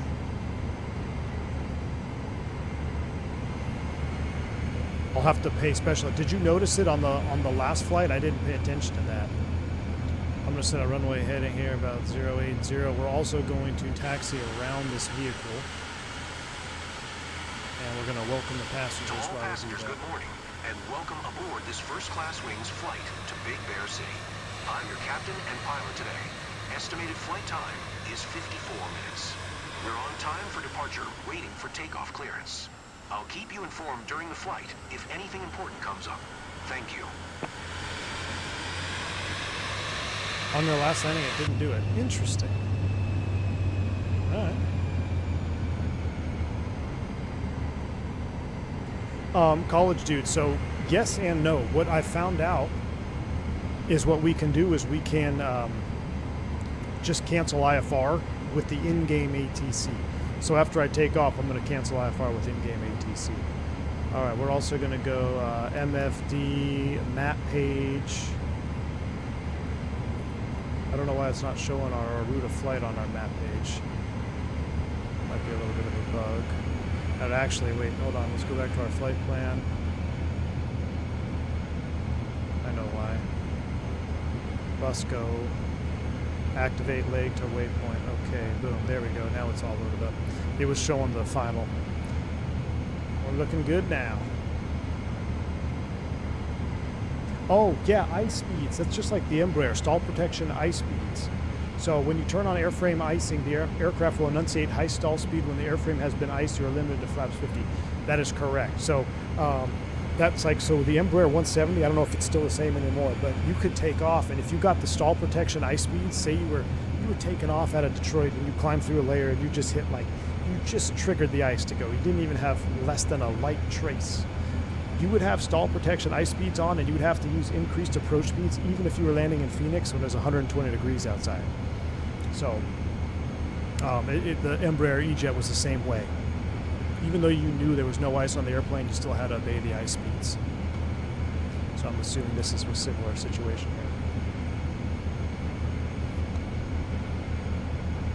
here. Stall protection ice speeds in the 145 means your now landing perf is going to be boosted. Yep. Just like the E-Jet series, 100%. Man, I'm really bummed we didn't get any of those trips, y'all. Man.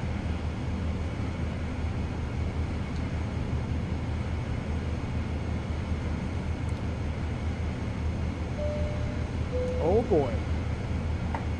Miss V1 has become a member herself. Miss V1. Good to see you. How are things doing over there? What time is it? Am I late? Nah, 6 o'clock. What's for dinner? She says she caved. Yep. Well, welcome to the V1 Nation. Exclamation point, welcome. You're flying my favorite jet. I love this. Hey, Albert, good to see you, man. It's fastly growing on me, man. After seeing Jeff fly it around, I was like, okay, I got to give this a shot. The sounds alone, dude, like having the sounds make it such an immersive experience, you know? Not that the 172 had bad sounds. I actually thought the 172 sounds were pretty good. But with all the other options that we have to fly in career mode, this being one of the early on options, I've really grown to like this airplane. I just wish I could fly not in 12 o'clock noon all the time. Code Red, we have a spy in the building. Yeah, she said she doesn't have time to spy. That is correct.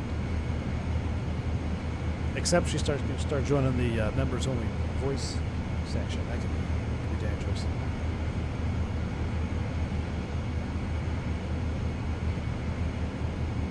Exactly, Andre. Listen to Aaron. Aaron is our Irish lad.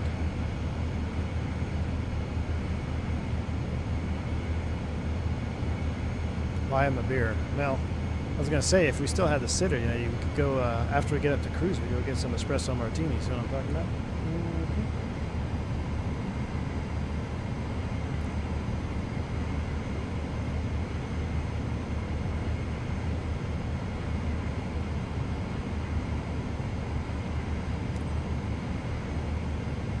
All right, we're going to announce takeoff, and then we actually got to call the real ATC. Oh, he Echo signed off. 60 traffic Ringo Bravo, Sierra Charlie 89er 12 taking off runway 2 Oh, departure man, that's a to bummer. west. Albuquerque Center signed off.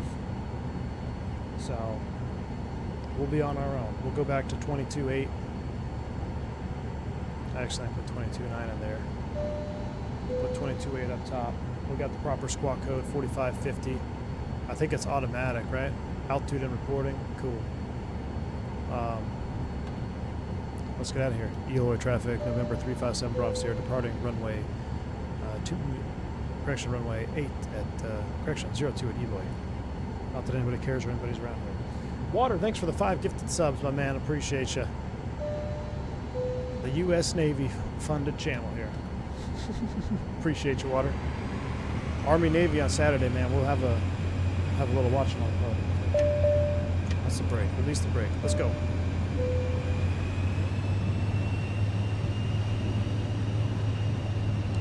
No, I'm not using Beyond ATC, man. I'm using real ATC. Aveo Premium. For some reason, I thought we were taking off runway 8 at 020.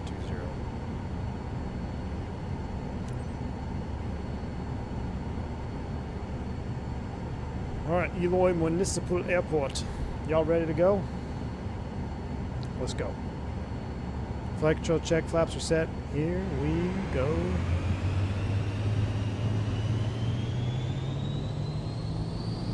I love the sounds. Yoga. Yeah, he signed off, Jacob. That's the problem. He signed off, so we're going on our own. All right, 85 knots. Looking for 85 knots. V1 will rotate. Up we go. Nice and easy. Nice and easy. Nice and easy. Positive brake. Gear up. Fly with.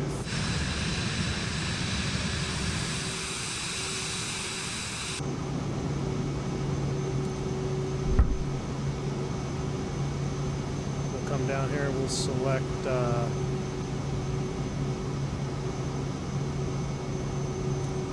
heading.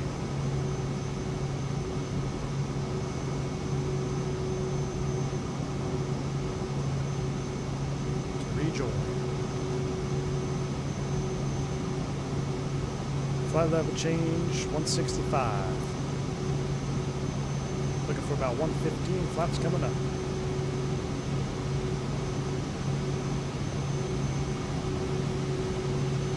So once I dial in this Moza profile, I will pin it in the Discord as well.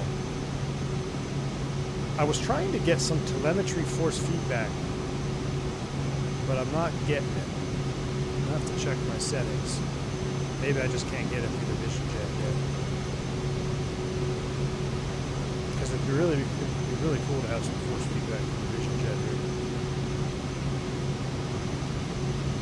But it makes it really nice to fly with just soft curves. All right, let's, I think I'm supposed to tune NorCal and get a clearance, and then we're gonna cancel. Oh no, that's just flight following. We're not gonna do any of that. It's not requiring us to, so we're good.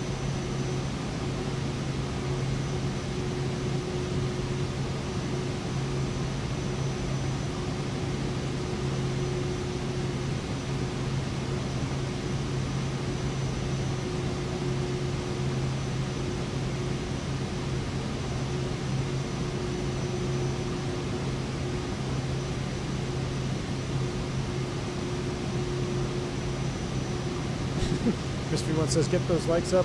It's not for V1, it's for the fact that I finally have a membership. That's true. We've been trying to get Miss V1 a membership there for quite some time.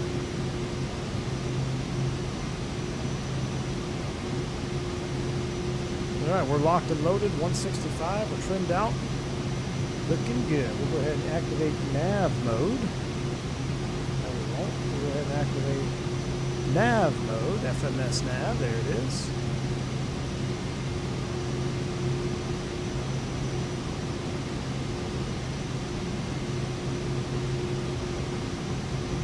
And we'll go ahead and turn on the auto throttle. We need to get to climb thrust. And let's go ahead and turn on autopilot. So autopilot, climb thrust, flight level changing, 165, flaps are up, trims are set. I gotta remember how to make MFD full, there it is. No more ATC, so let's go ahead and keep climbing. What did we file? Do you guys remember? What was our drop out? 240. So let's go ahead and scroll on 240. Yep, what is it? 2 minutes? 5 minutes max on takeoff, 2 recommended. Yeah, and it will actually yell at you when you hit 5 minutes. And it's simulated, which is pretty cool. So we've got all that going for us. Get the heading mode engaged. Now this is where it would be so cool to do this flight in real time. Go over Phoenix, the sunset. Come on.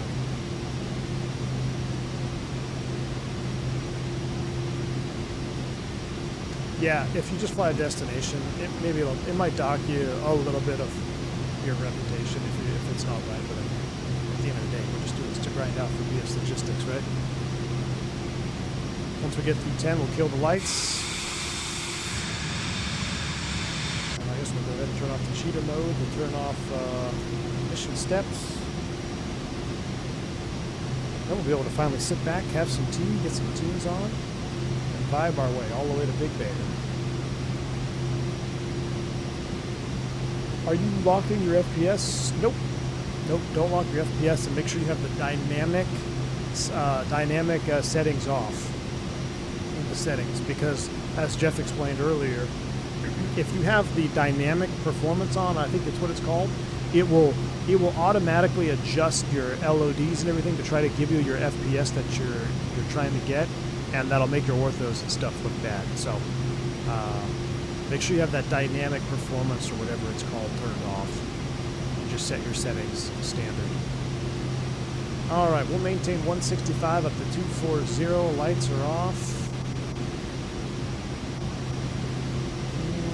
Go GoPro view here. I had a really cool GoPro view earlier, but I'm trying to sim down a little bit, get some evening vibes as we cruise our way. Big Bear. Still hawking the open time. I don't see anything dropped yet. Ooh, what's on the 26th? Oh, that's the day after Christmas? Okay. Man, chat, how did you guys catch me sleeping on that 19th and 20th today?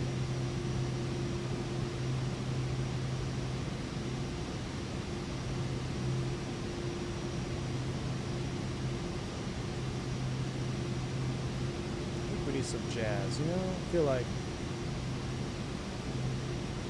some Korean jazz. Let's bring up the, or it is Christmas. Christmas jazz? Let's see what kind of Christmas jazz we have there.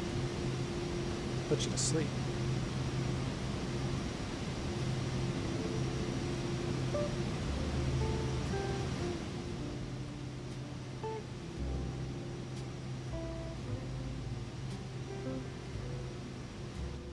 Turn on our noise canceling headphones.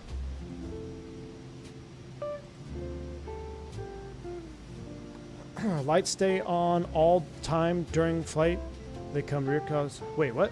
Lights stay on all time during flight because they become recogs after gear up. Really? Even for this? Really? Surely not the ice lights.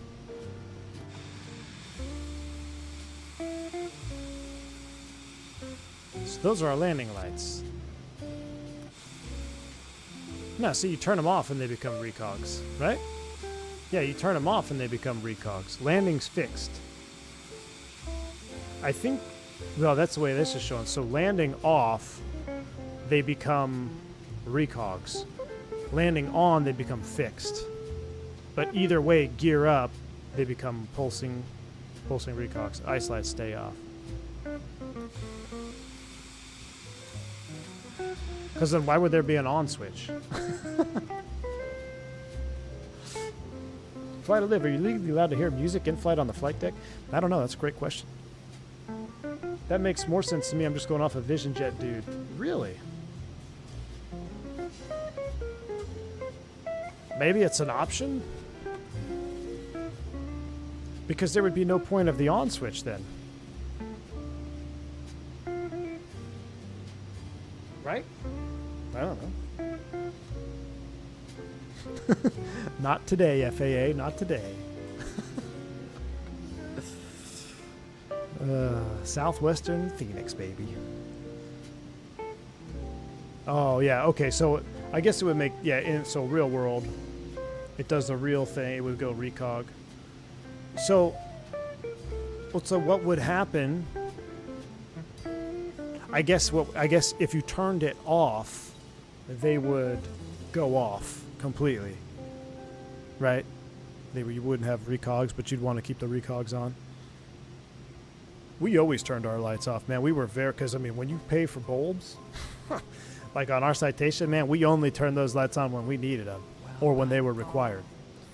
Every 30 minutes, well, not every minute that those lights were burning, it was like, time is ticking.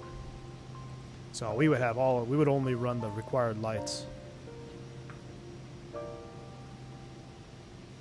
You don't need Bat 2 on? No, you don't. Which I'm not sure the logic behind that. Jeff, do you have any insight on that? Like battery 2? I'm assuming it's some type of backup, right? So, or like a standby battery configuration. But you'll get an ICAS message if you have Bat 2 on. So it really only needs one battery, unless this is a bug, and I could be completely talking out my rear end. But when you turn battery 2 on, you'll get an ICAS here. So I'm imagining that's some sort of redundant system that we keep in the off position. You probably check it, you turn it on for start, you check the voltages, make sure everything's good, and then you shut it off. There's a Vision Jet instructor on Schmitty's channel that's an F-16 guy, knows the knowledge he has on this plane. Man, okay, it's a bug. They fly with both bats on. Okay, see what I'm talking about? See, I have no idea what I'm talking about. So, yeah, when you turn both bats on, you get the ICAS, but I guess those are little bugs. Unfortunately, we didn't really get any updates on this, huh? On this last update, I saw the C-90 had some updates. A lot of the other airplanes had them, but nothing for the Vision Jet, unfortunately. Maybe they're working on a bigger patch. Here comes transition altitude. We'll go ahead and set 18,000, or set 299 or 2.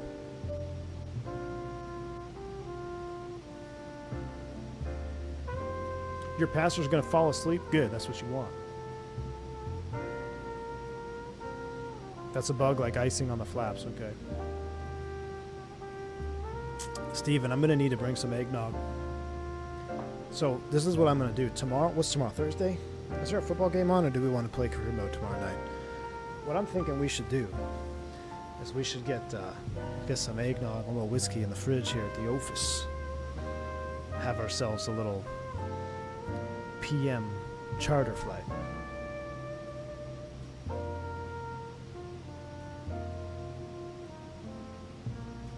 I want the PFD checklist. Yeah, that would be cool.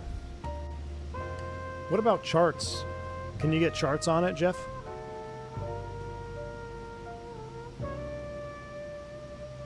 Now, something that I'd noticed is I don't even have my I don't have any of my working title or not working title, my TDS stuff installed. And I may just leave it off, honestly. How in the world do you stream and have all the content load in successfully? What do you mean, flip-flop? You mean like the content of the simulator? Dude, it's tough, dude. So I can fly it on my Starlink. I don't think there'd be any way I could stream 2024 on Starlink. It's all down to the speeds, man, of your provider. Are you having issues like trying to stream and run the sim? Yeah, you're gonna have to. What are your internet speeds? full flap. What are your internet speeds?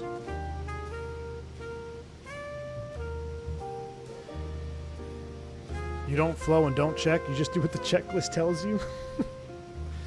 That sounds like a Cirrus. That's the Cirrus mentality right there. Cirrus Vision Jet.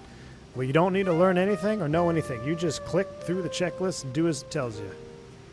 Until something happens that you didn't see on a checklist, and that's why you pull the chute. Joking aside, that's literally what yeah, you don't need to know anything. Just do the checklist. If all hell breaks loose, pull the chute. Did a mission with the PC-12 on the career mode. It's pretty good. Nice, Benny. You went for the PC-12, huh?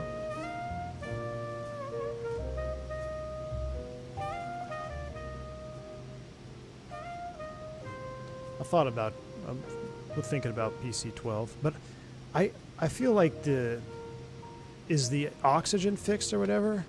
And I also don't know how to work those avionics. They seem pretty confusing. And I can never tell if it's a bug or if it's something I'm doing wrong on that PC-12. How much you get paid for PC-12 missions, Benny?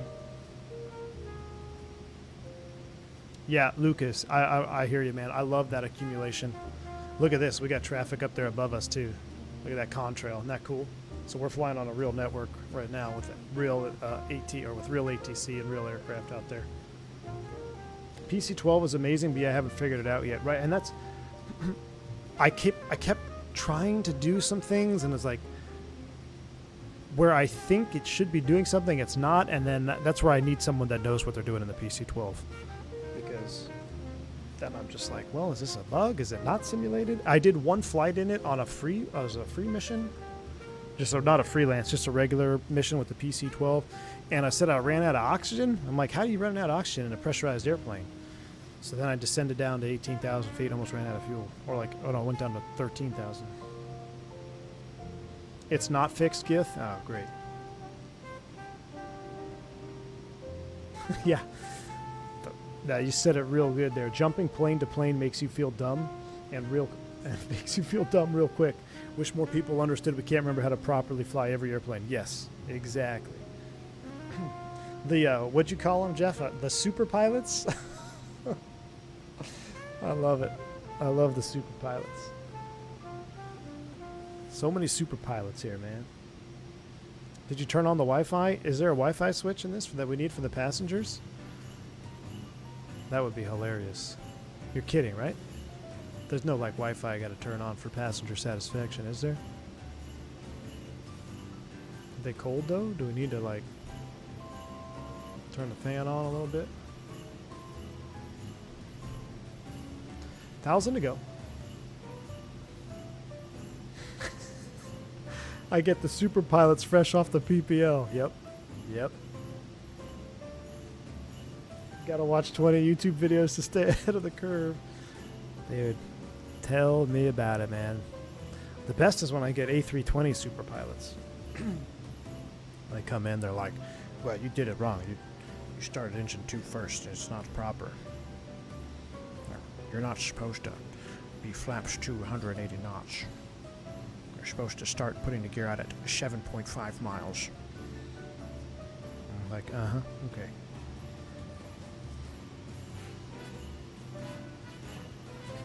I have flown the Fenix. I have flown only the Fenix for 2 years and refused to try a different aircraft. Keith, the Fenix is a good bird to do that on. And this is...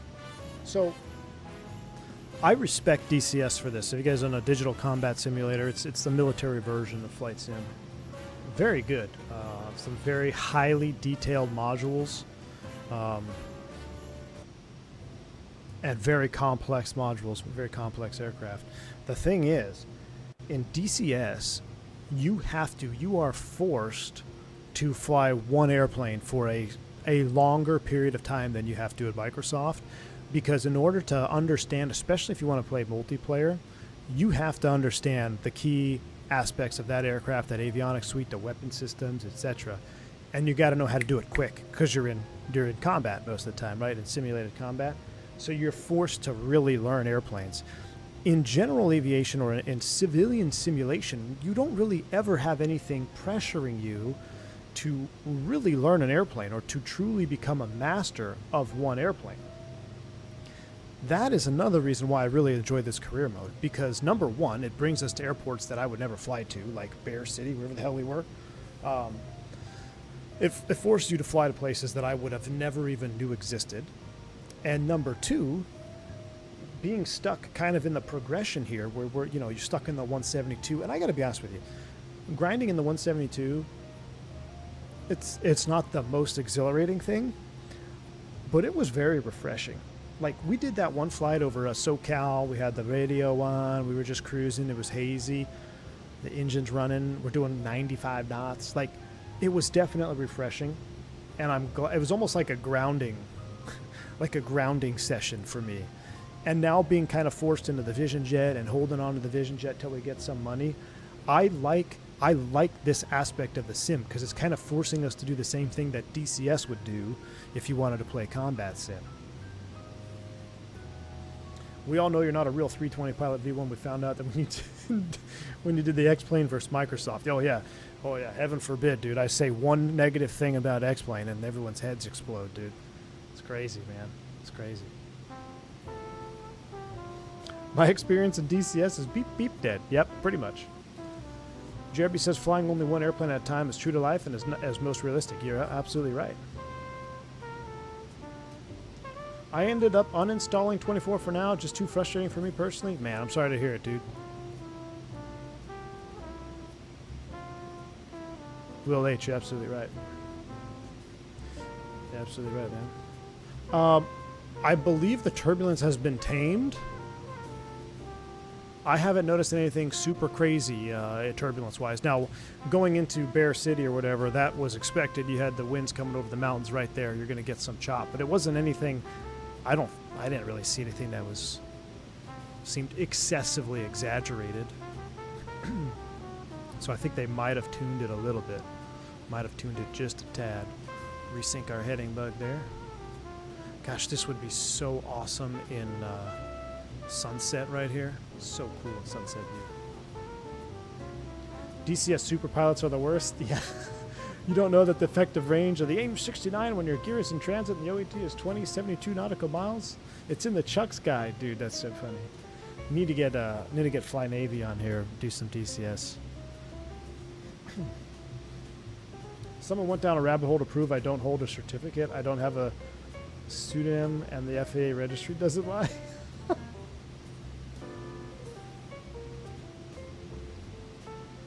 Yeah, I mean. Super pilots, man. What can you say? I think we need a super pilot emoji. Can we steal that from Jeff? We'll put Faviano's. This is what we'll do.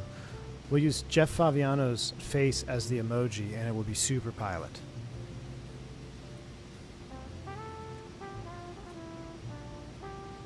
My ideal sim fleet is probably just one GA plane in the whole Fenix series. That's enough to keep me occupied. Yeah. Well, Jeremy, I would love to have the black square stuff. If we had the black square stuff and the Fenix, that's all I need, man. That's all I need.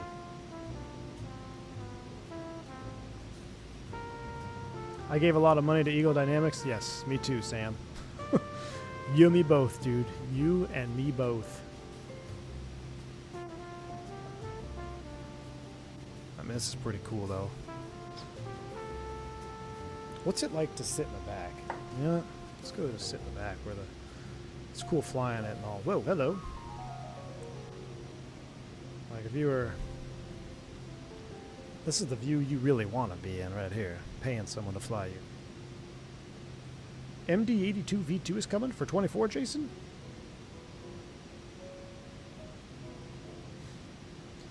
Carson, I've heard that DCS in VR is next level.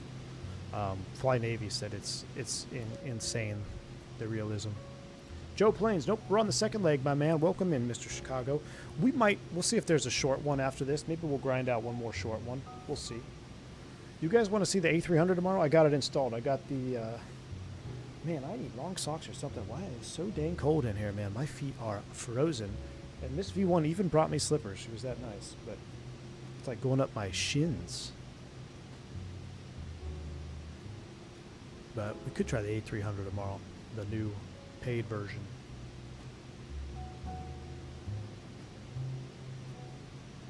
Can confirm DCS VR is a game changer? Yes. That's what I've heard, man. Didn't remove the pins for the parachute. Are you supposed to pull that? Is it simulated? I don't know if I want to pull it in flight. Are you really supposed to pull those in the pre-flight?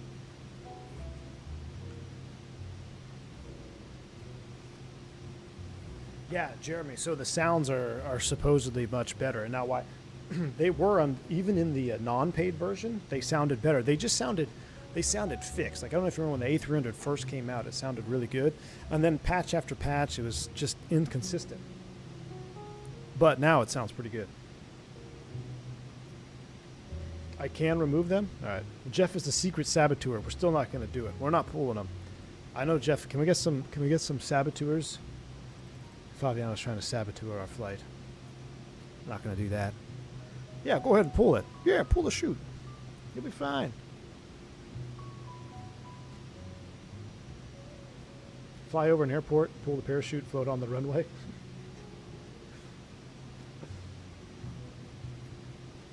Hello from the T5 hard stand. Probably too windy for frost, but I'm hoping I'm wrong. Hey, man, what's going on, Tao Ray? Man, you're out there late. 6:30 in the hard stand. Passenger satisfaction, negative 25% seeing the pins. Maybe that's why they weren't satisfied on the first flight. Kind of wondered why our satisfaction was so low on that first one.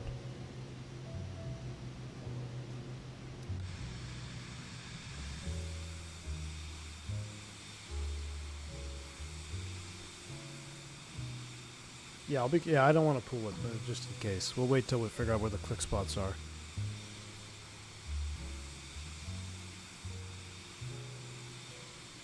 There's a video of one of these coming down a parachute and it falls into a tree. I think I've seen that video, actually.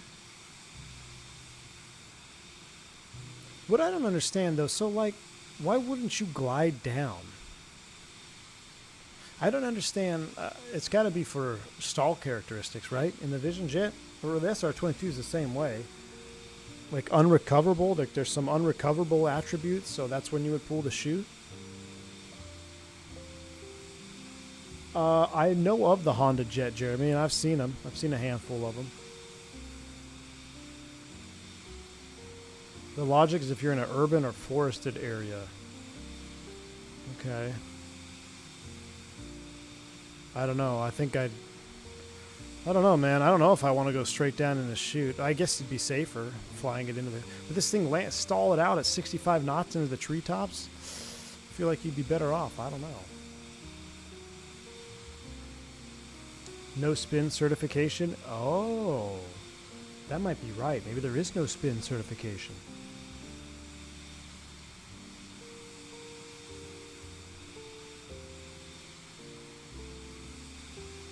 The POH does cover flame-out landings, so I would imagine it would have to. It's kind of growing on me. Gonna be honest with you. It's kind of grown on me. I used to think it was so ugly. Little G2 plus sign right there. My 145 isn't spin certified either. Where's my chute? Yeah, neither is my Airbus.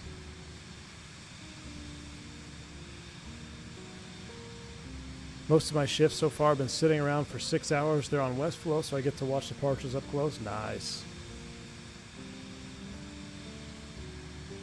A tad bigger engine. Now this engine seems to do a pretty good job performance-wise. I mean, it pushes it up there to the barber pole, which is really all you can ask for. You don't want to be too overpowered. I mean, ideally you could be overpowered, but as long as it gets you up to where you need to be. I wish we could have dynamic tail registration, so I could change it to GWAD. It does look fishy, Jeremy.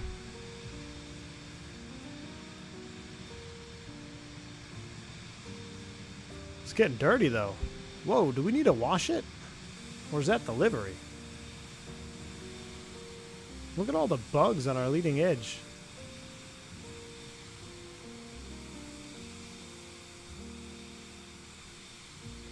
getting a bit dirty. Maybe that's why our passenger satisfaction is going down. We need to wash our planes. This isn't Barry Seal logistics. This is Barry Seal charter. We need to have a better image.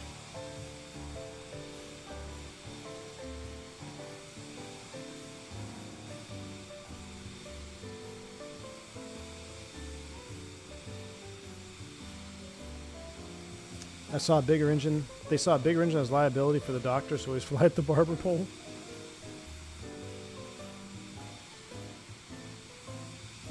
They fixed the dirt on own planes, so now we have the reason to spend money on that wash. Very cool. Very cool. Well, let's see how filthy we can get it. Man, for the Barry Seal logistics side, we are never going to wash our airplanes.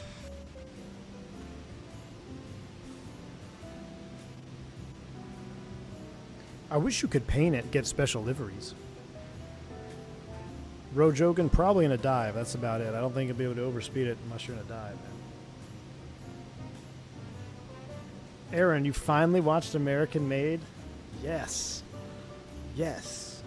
I can't believe it took you this long. Premier Air never washes their planes. Good.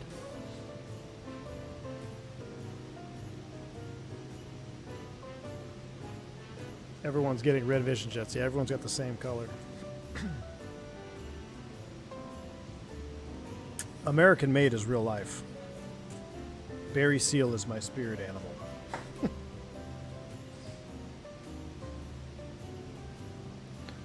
I wonder if they have dirt buildup on our third-party aircraft in free flight. Ooh, I don't know about in free flight, A-Rot. Actually, didn't you have dirt buildup on your Caravan when you were doing like Papua New Guinea ops? Like, I remember seeing dirt on your Caravan. Was that after doing so many, like maybe in a certain session it builds up?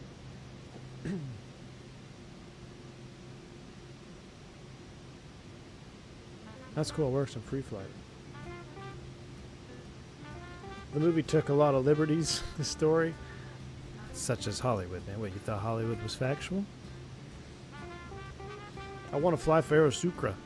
You know, I got the 727 in the sim, but I'm having issues with the thrust levers. I've tried everything. I've tried different quadrants. I've tried unplugging stuff. But for some reason, when I push the thrust levers up in the 727, it's just still in beta. They're just trying to get it working in 24.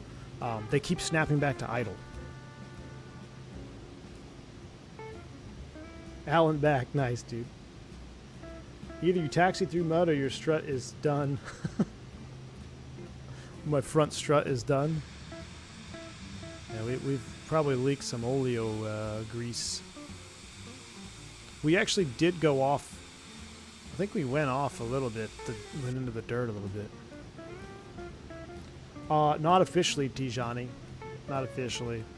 For beta testing, they're testing it in 24 right now. How long can the flight get career mode? I'm not sure, Daniel. I'm sure it get pretty long, man, because they got some. I mean, if you build up and get those wider, or those bigger airplanes, like what do you got, the Beluga and stuff.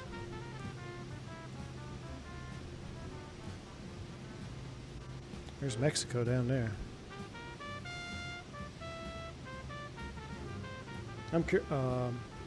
It's sap from the trees. We were tree trimming on that last one. We were tree trimming a little bit. A delivery for 3-hour flight? Oof.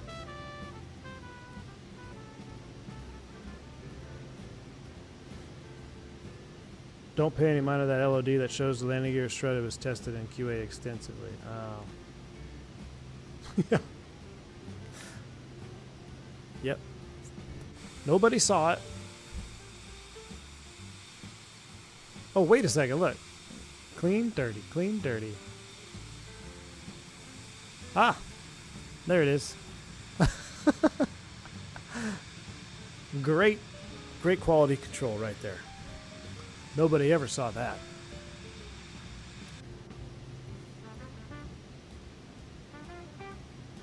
Just flew the 7-2 from DFW to Salt Lake. Nice, Canopy, nice. Any Chicago turns coming up? I usually pick up evening shifts. I had a Chicago, but I dropped it. I don't think I have any on the schedule coming up, man. Where am I going next? I'm going to Newark, New Orleans, Boston. A lot of East Coast, man. I don't like it. I don't like all this East Coast flying in the winter. Seniority's going backwards, man. But then my trip after that, San Jose, Vegas. Yeah, I'll take those two. Seems better.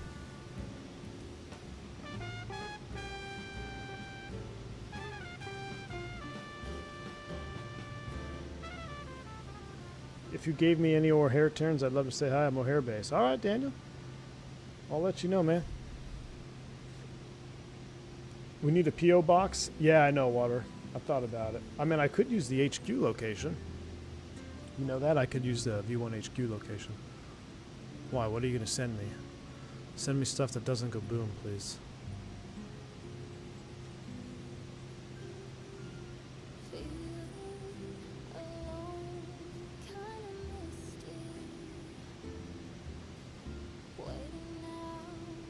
She's going to put me to sleep.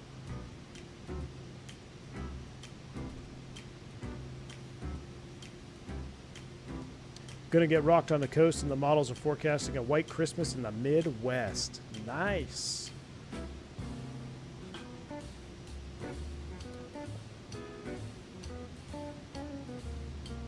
Ever landed Midway? Yeah, I took one. I flew 190s as a charter or a contract. I used to do 190 contract flying. We took a couple Embraer 190s into Midway a couple different times. Never taken a bus in there or anything like that. I mean, I do fly the Airbus for Southwest, so Southwest doesn't take the Airbus into Midway. But I have been in there, man. It's short, but we've been to some of, there's other short runways too. You know, you got Key West, you got Burbank, you got John Wayne, you got Ponce, which is one of my favorites. Jake, yeah, I've seen some speed tape films. I like his stuff, man. He's my go-to when I'm on an overnight and I can't sleep. Because sometimes you start flying around, or even if you're really tired, this is what's crazy about flying. You could be doing a late night flight. Say you're going like Miami to LA, right? And you're super tired. You get to the hotel to LA. It's 10 o'clock at night, but it's really 3 or what would it be, 1 or 2 o'clock body clock time, and you're supposed to be going to sleep. You could be on approach, literally struggling to keep your eyelids open, like slapping your face. As soon as you get to the hotel, it's like you can't fall asleep. Because you just, like, your mind just keeps, like, wakes up, starts racing. Not racing, but, like, at least for me. So then what I do is I turn on some speed tape films. I fall asleep to that. But it's weird, man. You can be, I've been so tired, like on approach or in cruise, and then as soon as I get to the hotel, I don't feel tired.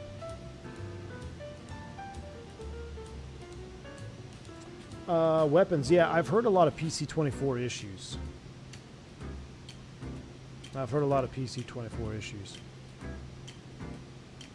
We get a lot of Southwest 320s on St. Louis, at St. Louis on Vatson. We need to go up to St. Louis, man, when you're on Aveo Premium, dude. Gotta do some retro ops into there. Bring some T-Way birds up there. They're always at the A gates too. My immersion is never at the Hand of Simmers. Nope. Not at all. That's what I do for you. Today is 1 of 6.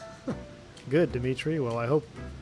Well, sorry to hear it's day 1 of 6, but hopefully we can help you get some shut-eye, man. I'm going to sleep like a baby on New Year's Eve. I'm crossing the pond, filthy, to Paris. Tom, nice, dude. College, dude, yeah. I would like to do... I'll have to see.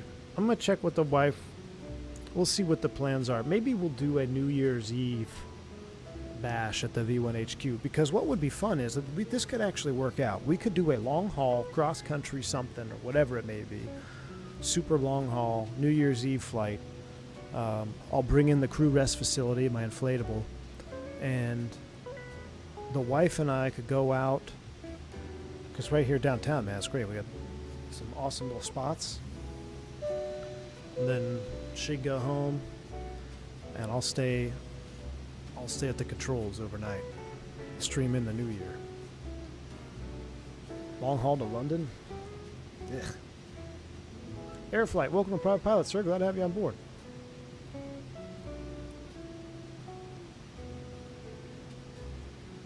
Watch Green Dot? Oh, yeah. Yeah, we're going to have to watch that Green Dot, Jeremy. I remember that one you sent me. That'll definitely be a good one to watch. That'll be a good one.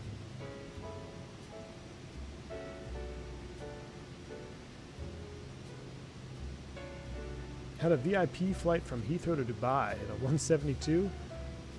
Yeah, I would decline that, Zach. Jeff, appreciate you, man. Yeah. That'd be cool stuff. Hashtag stream in the new year. Man, this would be 10 times better if we could fly at night here. I wonder what their theory is behind that. Why wouldn't they let us fly in real time? Is it just flat out bugged? Maybe they have no way of controlling if you have the night currency or not. I don't know.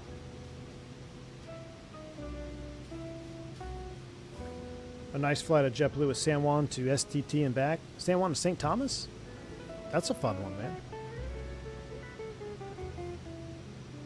St. Thomas. That's right. TIST? STT or TIST? Am I getting those backwards? Which one's STT? That's St. Thomas.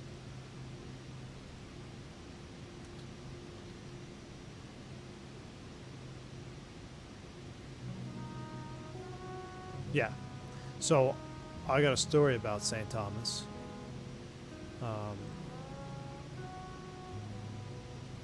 it's got lyrics in it. We're going to skip that.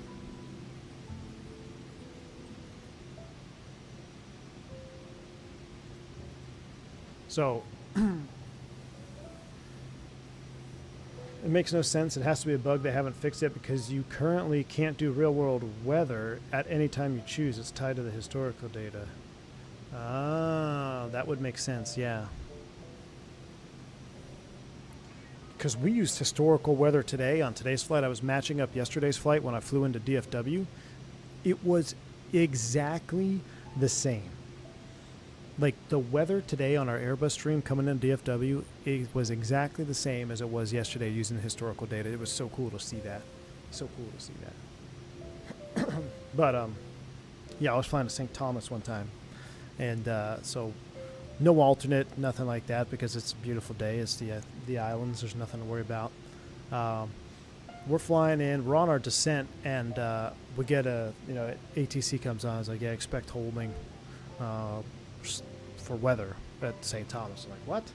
Out of nowhere, this massive, just, I guess it'd be Caribbean thunderstorm, if you will. You know how they form pretty quickly? It formed up, and it parked itself right over the final approach going into St. Thomas. And airplanes started going around. They put us in a hole. We're in a hole with another United. So one guy, I think it might have been a JetBlue actually. They bugged out. They left. So ATC's talking to us and a United bird. And we're in the hold. And we start the approach. He's like, you guys want to start? You want to give it a shot? Like, yeah, we'll give it a shot now. So we start the approach. Right as we start, they start reporting wind shear at the field. I'm like, all right, let's just break off early. We'll wait a little bit. So we break off, and we're setting up for a fuel. Luckily, St. Thomas, St. Martin, there's a bunch of little airports there. So we get our alternate set up. We've got more hold time now, so we're not really stressed on fuel. So we're holding, and it's just a localized thunderstorm right over the field. It's it's going to clear up. So we're back in the hold, and the controller asks United, it's like, hey, United, whatever, weather is this, and this. You guys want to start the approach? You're up next. Because the controller was trying to alternate who's getting in, because he doesn't just want to have one airplane keep going, because what if the other guy's got less fuel? So the that the United guy gets on. He's like, nah, why don't we let our buddies go ahead and give it a shot first. So then the controller calls us back, says, you guys want to try one more time? I'm like, this guy. And I was really hoping that United would go in and give us a pilot report, right? I'm like, all right, fine, we'll go in. So we go in, we shoot the approach. It's bumpy as all get out. I mean, bumpy as all get out. No wind shear or anything. The rain is pretty heavy, but we ended up breaking out, I think, around 500 feet or something, because there's only a LNAV or GPS approach into there. There's no ILS, if I'm not mistaken. Not on precision, anyway. We break out, we land. Controller's like, hey, can we get a pilot report for you? I'm like, yeah, smooth. So the guy chuckled, and United comes in. They land behind us. And then after they get off the runway, they're like, yeah, that was definitely not smooth. I was like, well, you had us go first. So anyway, fast forward, we're at the gate. And we're going right back. It's just a turn for us. So we're there boarding. And guess who's coming up to ask for a jump seat back home? Mr. United. So he's like, hey, Cap. It's like, how about that pilot report, huh? And I was like, ooh. Yeah, so that was a big foot and mouth moment there. But it was funny. It was all in good fun. The guys knew what was going on. Just some friendly off-airline banter. But yeah, when I saw him walking to the cockpit, I was like, you kidding me? So that's my St. Thomas foot and mouth story. All right, after foiled, we're going to go direct to the field. Lima 35. Clean up our box there. That looks good.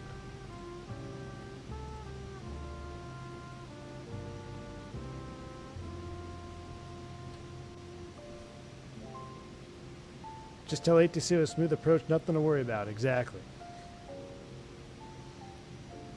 I love St. Thomas. Had a great vacay there. Yeah, I would love, dude, I've never vacationed in St. Thomas, and I actually was going to vacation in St. Martin years ago, and then they had that big hurricane that completely decimated the island, so I never ended up going.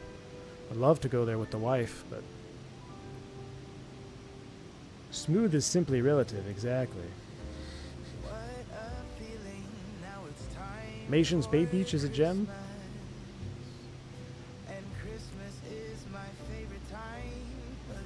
I mean, it is the wife's birthday in January. Problem is we need to dedicate a sitter. It was as smooth as a stucco bathtub.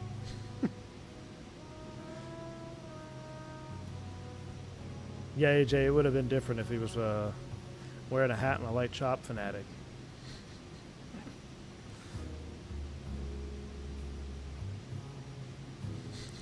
Well, Fly Daddy, so what's funny is going way back, I've actually done that before.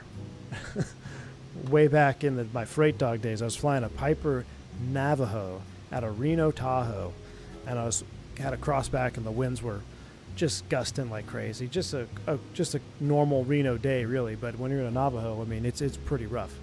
So I'm taxiing out, depart Reno, going back to Oakland, and Reno's got a big Southwest presence. So I pull up to the ramp, or I pull up to the taxiway to taxi out, and I give way to Southwest, of course, right? Everybody gives way to Southwest. So ground tells me to give way. I'm behind them. We're both taxiing to the runway, and I'm like, this is good. There's been some there's been some rough air report and all this. Maybe he'll get a pilot report or whatnot. And the tower controller gives the Southwest guy the option. He's like, yeah, last departing aircraft reported moderate turbulence going through 2,500 feet, no wind shear, just some rough air, whatever it was. I don't remember. Just essentially rough air. And I'm thinking, okay, great. Southwest is going to take off. He's going to give me a pilot report. That guy says, you know what? Why don't we let our little freight buddy behind us go first and tell us how it is? And so now, me being, a freight dog who never says no to anything, right? Tower asked me, is Amp Flight 357, whatever the hell my call sign was. I was like, you ready to go? I'm like, Yeah, I'm ready. It's like, all right, and flight, whatever, runway takeoff. So I go in front of Southwest, and this is where this is where I got the idea to do it at St. Martin's, or in St. Thomas, because I did it then. It's like Flight 202.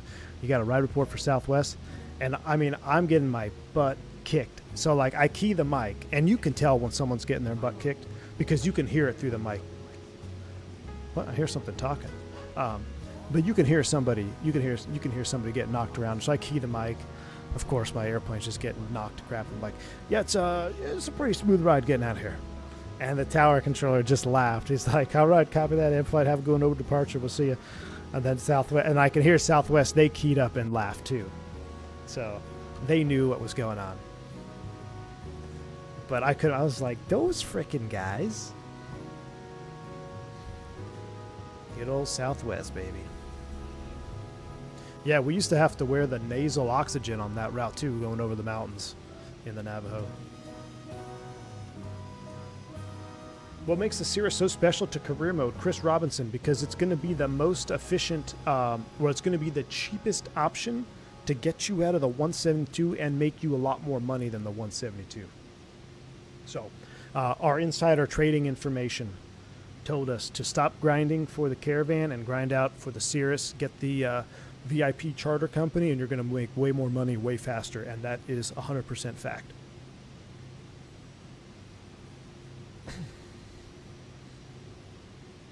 Everyone gives way to Southwest because they're taxing too fast to stop. Yep. Yeah, rotate. CJ4 has no missions. They removed the longitude from purchased. They actually removed it? Well, I wonder why. Is it because there's no missions? And that's such a bummer. The CJ4 has no missions. Were you single pilot and flight? Almost all the time, Carson. I'd say 90. I want to say like 99% of the time, but right towards the end when I was leaving, they started doing it was a Korean program for Asiana again, which is kind of a weird roundabout thing because we helped put together a 141 program for Asiana when I was a flight instructor, right? So I had a lot of history teaching Koreans. And then fast forward to when I'm flying freight, they start like a time building thing.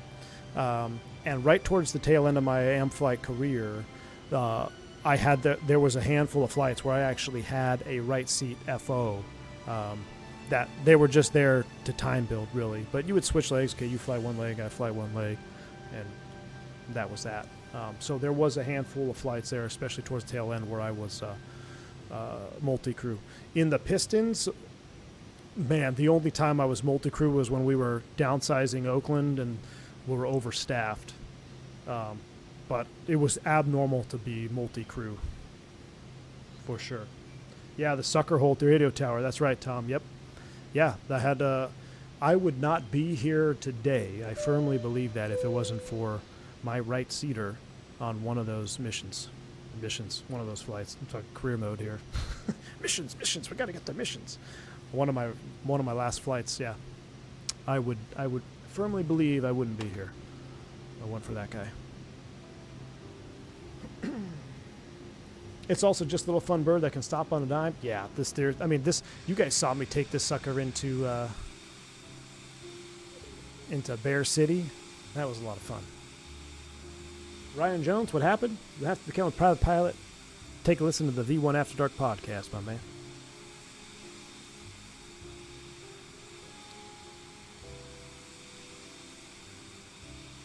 Does a jug of bull semen ride shotgun count as a co-pilot? No.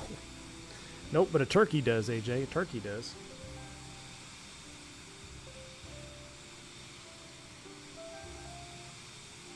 You have a podcast? Yeah, I used to do them frequently. I don't know how many episodes are on there now. I used to do one every month, and then it became every couple months, then it became really far and few between. I haven't had time to do one in a long time. They really tailored off when I had to stop streaming at my own house. So for those that don't know, like I stream from an office space that I rent because I built the channel when I had Wi-Fi that I could stream on, and then the channel grew, and then I moved away from that, and I wasn't able to stream, but I didn't want to just give up on the channel and and all the members and stuff, and something I really enjoyed doing. So I pursued it into renting stuff. So, but now, I mean, it takes so much more time. Like, I've been at the office for almost 12 hours. I got to the office at 9 o'clock this morning, and for the first 2 hours, update the sim, installing a couple aircraft, loading other aircraft, setting up profiles, taking screenshots, making thumbnails for future streams. Then I had to set up our stream because the Lear wouldn't work. So I set up our stream from Phoenix to DFW, finished that stream at like 3 o'clock or 2:30 something, went out, got lunch, got a tea, came back and literally started this stream. And then it's 7 o'clock. We'll probably be done around 7:30. I won't be home till about 8 o'clock. So 11, 12-hour day. That's like a regular job, man. So I just don't have the time, man. Because I would love to just sit there and go live. Now, here's the other thing. I do have, I think the Starlink at home now is capable of handling a podcast. And I do have my computer up and running as of last week. So there may be opportunity for podcasts to start coming back. But they may not be pre-recorded. They may just be a live one-and-done show. So we'll see. That is the evolution of a podcast. They become a lot of work and requires all parties to be hands-on with the outline. Yep, exactly, Jeff, yeah.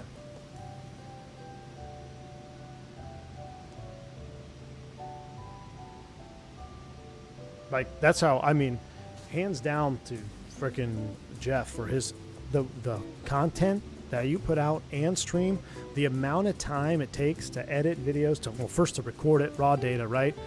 Then edit that video, upload it, and stream, dude. I mean, not very many people understand how much time it takes to make quality videos, and all the unseen time behind the computer. 49 Whiskey, welcome back, Proud Pilots. We're glad to have you on board. He said podcast drink. What was broken with the Lear? J-Foot. I thought it was like fully compatible. It's not. Apparently you have to you download the latest version into 2020, then you got to go get a patch from the Discord, then you got to go to your app data folder and change some code, then you got to delete system 32, and then you got to insert the test.exe floppy disk. And I'm just like, look, I'm not a dev. That's your job.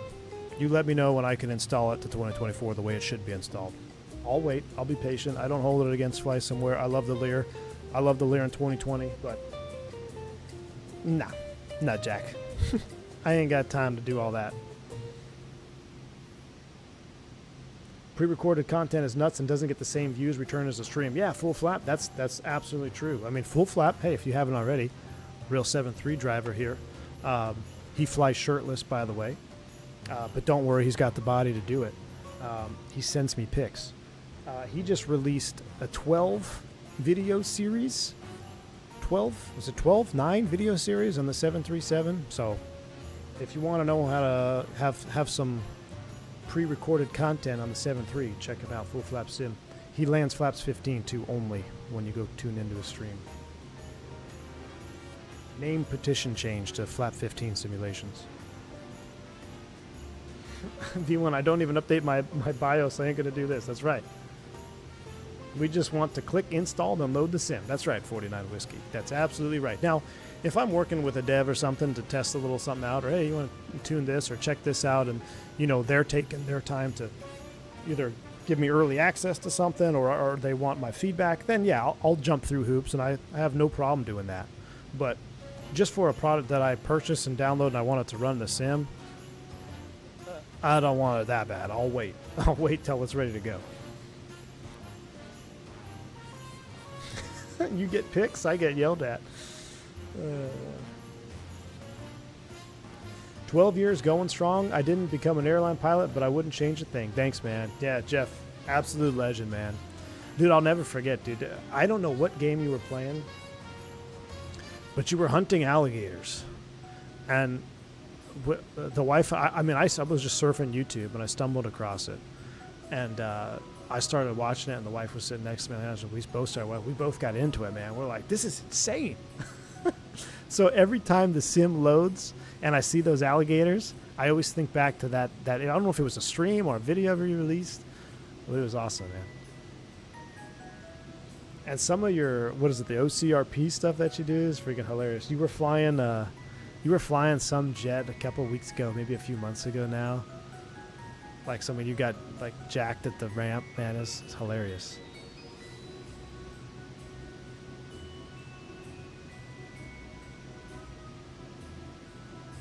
I love coming home from a trip playing Microsoft Update Simulator for the better part of a day. GSX, airplanes, GSX again, the sim itself, nav data. How was GSX nav data again? Tijani, look, I uninstalled GSX again, and dude, it's been so nice. I feel like GSX is just it's just a bad relationship. It's like an abusive relationship. GSX to me is an abusive relationship. I keep going back. But I don't want to, but I do want to. But now that I'm free, I've uninstalled it again. Because it doesn't bug out, but like it keeps talking to me when I'm in career mode. Like, there is no ground services at this airport. So I just uninstalled it. And I gotta tell you, I've never been more free in my life. That was the Hunter, the Mississippi update. Yeah, that's what it was. I was a Florida man for 5 years. Oh, really? Nuts. Where in Florida you live, man? My wife's from South Florida. Uninstalling GSX has been the best QOL for Microsoft. I agree, Will. I'm right there with you, man. Alright, this song is coming to an end, and we got some work to do. Beautiful. Alright, let's get the sim sounds up a little bit here. I'm surprised we haven't flown in anybody's airspace, honestly. Make sure we're not going to be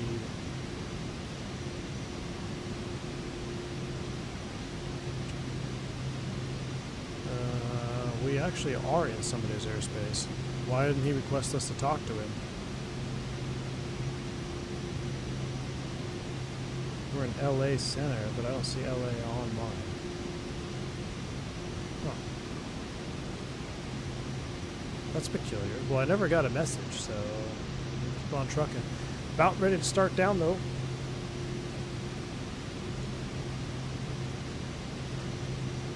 Let's start down to 14,000. 14,000, I'm going to come down here. I'm going to select a manual speed. I'm going to dial it back right about there. We're also going to go vertical speed, and we're going to roll it in real slow. Let that engine come back. Nice and easy. All about being smooth when you're a corporate pilot. All about being smooth.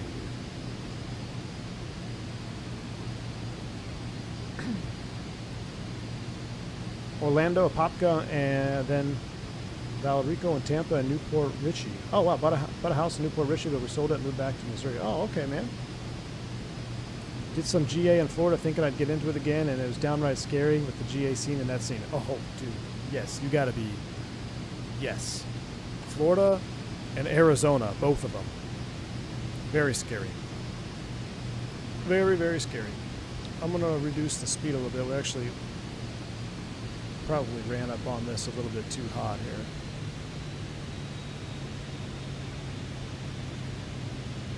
We're starting down. We'll keep all our lights on anyway because we're supposed to. So lights are on. 18 miles out. We're trying to slow down. Big Bear City. I don't think the ATIS is going to matter, is it? Because it's historical. So we have to get down there and see what the weather's doing in Big Bear. Had a motorcycle and parked it because of the drivers too. Wasn't for me. Yep, I agree, man. The wife and I, we've talked about moving to Florida too, just because her family's there. Same deal though. It's like, nah, I just can't. I can't do it. Not going to be a space for me. Not the space for me.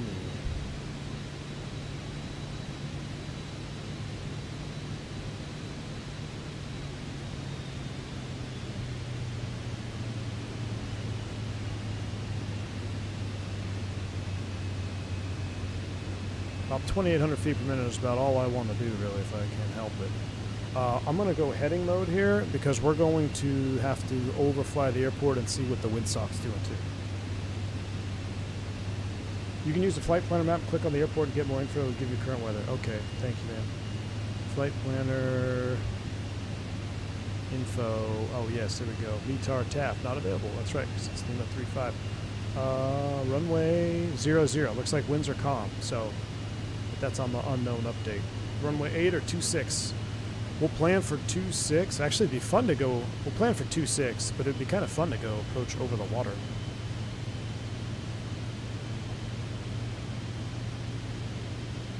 I didn't get dinged for announcing a flyover. The world is healing. Nice, college dude. You know what? We didn't either, actually. I'm gonna bring up the. Mission status. I'm gonna set 10,000, and we're also going to do a cinematic.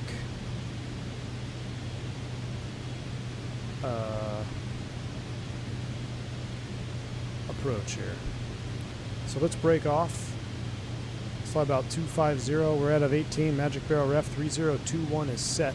We're going to come along here. We're going to give them a view of the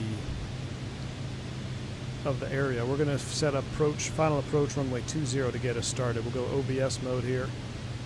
Put in the runway course line. Give us an idea of what the runway is. That's not right.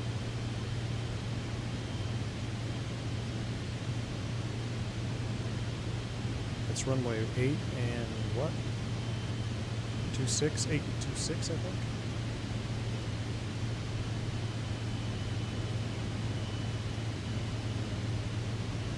Yeah, runway 8 and 26.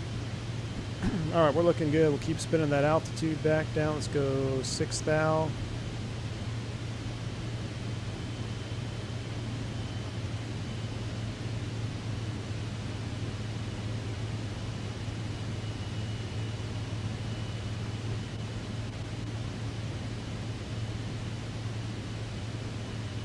I guess we got to make some radio calls because we still are on Avail Premium.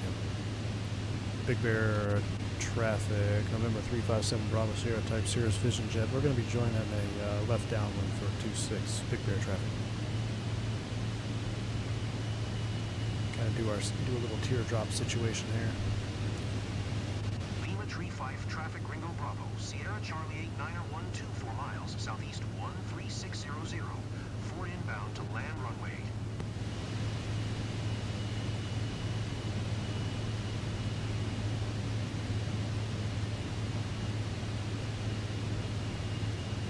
Captain Chemtrails in the house. What's going on, man? Good to see you. How you doing this afternoon? Or this evening, rather.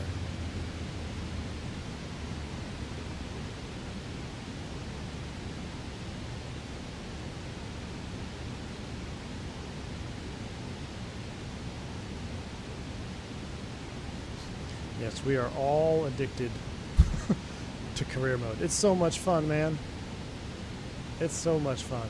Can I make this without overflying? It's going to be tight, but we're going to spin it all the way around. This is not how you would want to enter the traffic pattern here, but my clients, they wanted to see the slopes. So we wanted to give them an idea of the hiking trails that they're going to be going on, I guess, now, because there's no snow. Spin that heading bug all the way around.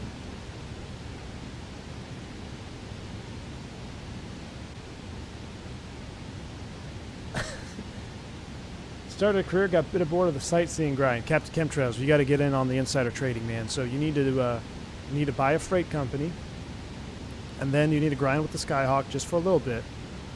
Then you got to buy the sightseeing, or not the sightseeing. You need to buy the private jet charter. Then get a Cirrus Vision Jet.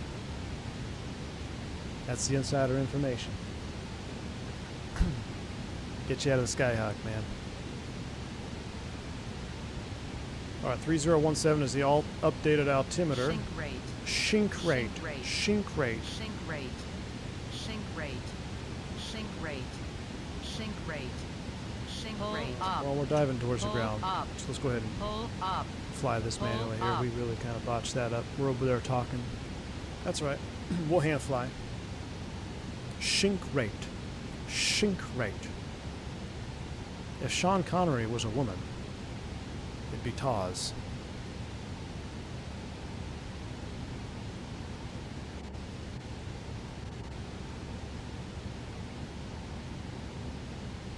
Oh yeah, noise abatement procedure? Nah, we're flying important people around, A-Rot.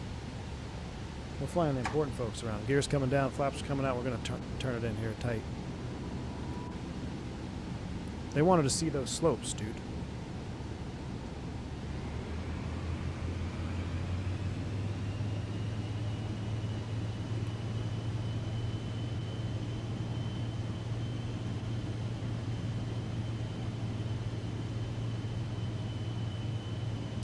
Alright, gears down, flaps are full. We're setting our trim in. We're slowing up to about 80 knots or so, 85 knots perhaps. I'm going to have to bind an auto. I don't know how to bind that auto throttle disconnect.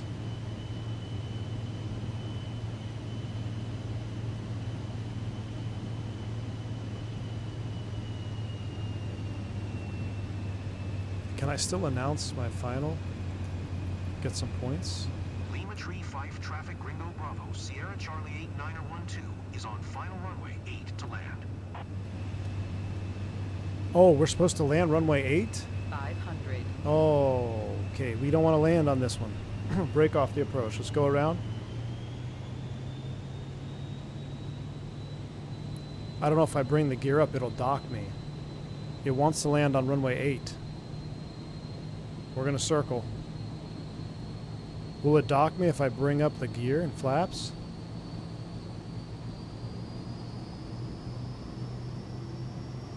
Man, level flight fully configured in the Vision Jet. Let's go flaps 50. Get rid of some of that drag here.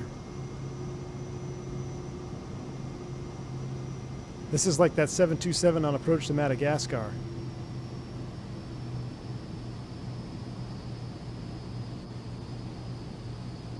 This actually might look pretty cool if we circle out over the lake here. Folk was not going to like this. There's no Focal in the Cirrus Vision Jet. This is Barry Seal Charter, man. We're trained for this.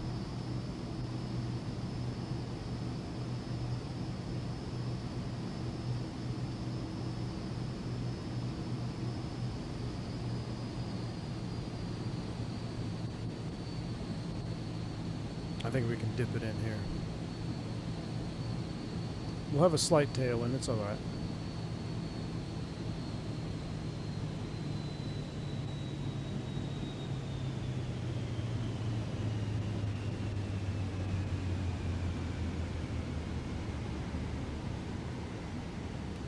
Yank and bank, here we go.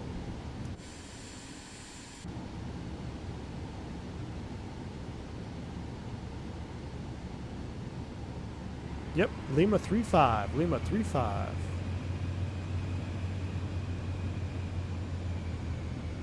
Gonna get another shink rate here. Shink rate. Shink rate. Shink rate 500. Tell you what, she gets a little bit slick when you try to abuse her.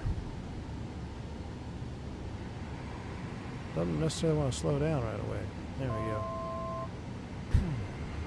Disregard the alert.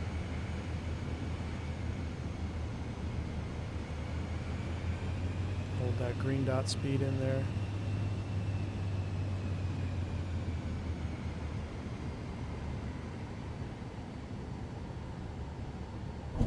Roll it on.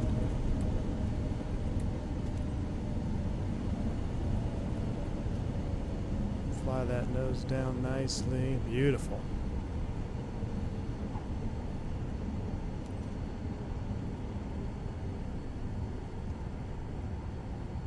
Getting a bit squirrely. The slippers on. Probably need to take the slippers off. The CIA approves, the FAA, I'm not sure. That's alright. AJ's got it going on. We got it. Barry Seal always delivers.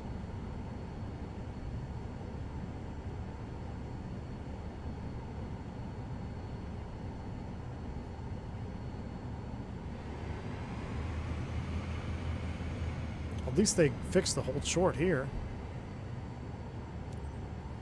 All right, let's go. Let's clean it up. Lima Tree 5 traffic Gringo Bravo, Sierra Charlie 8912 is taxiing to parking.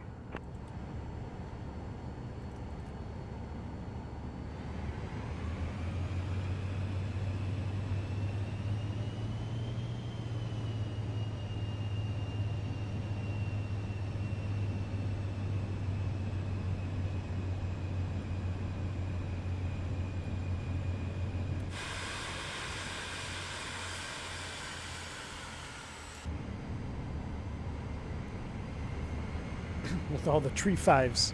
I feel like that's all we have is tree five, tree five. Man, that's a interesting. I got to figure out. I think I might remove the spring even more on this profile. What I need is I need trim following on the Moza for the Vision Jet, and I just don't think it's supported. Because that's what we need. To roll that trim in there so you can really feel that trim on the side stick. I'm going to go ahead and flip it around right here. We're not going to go all the way over there. You didn't obey taxi path. Do I use the Bruner when flying the Lear? Yes.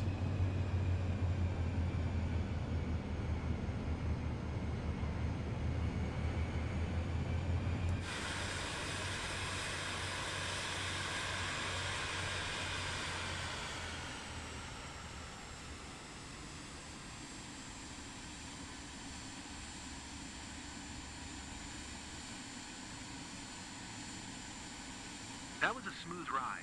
Thanks for the safe travel, Captain. Absolutely. I will recommend your company. Thank you. Please do. Please recommend it, my friend.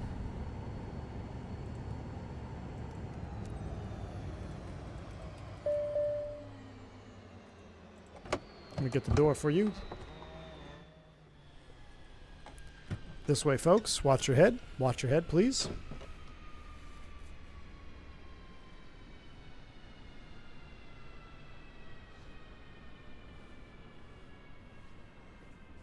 The Vision Jet can't erp. No, we can't erp in the Vision Jet, man. We got to be smooth. Smooth on the brakes. Mission success. All right, let's see what we did. Chandler, thank you for the 5 gifted memberships, man. Very kind of you. Thank you for that support, my friend. 70. Why is our passenger satisfaction so low? Is there a Wi-Fi switch or something?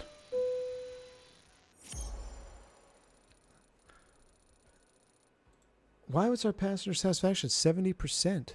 Respect condition of the aircraft. Give me a break.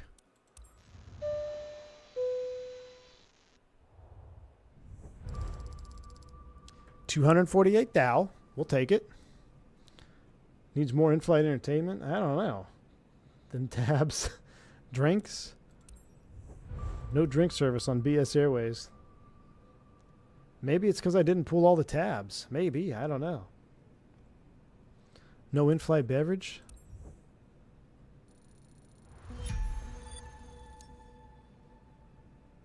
No bourbon? All right, so we're sitting at, they need to put some commas in here. 1.25 mil. Just kind of curious what else we got out here. We're running out of VIP missions. Now, is this real time? Because it's got the red 521Z, but that would be in a 172.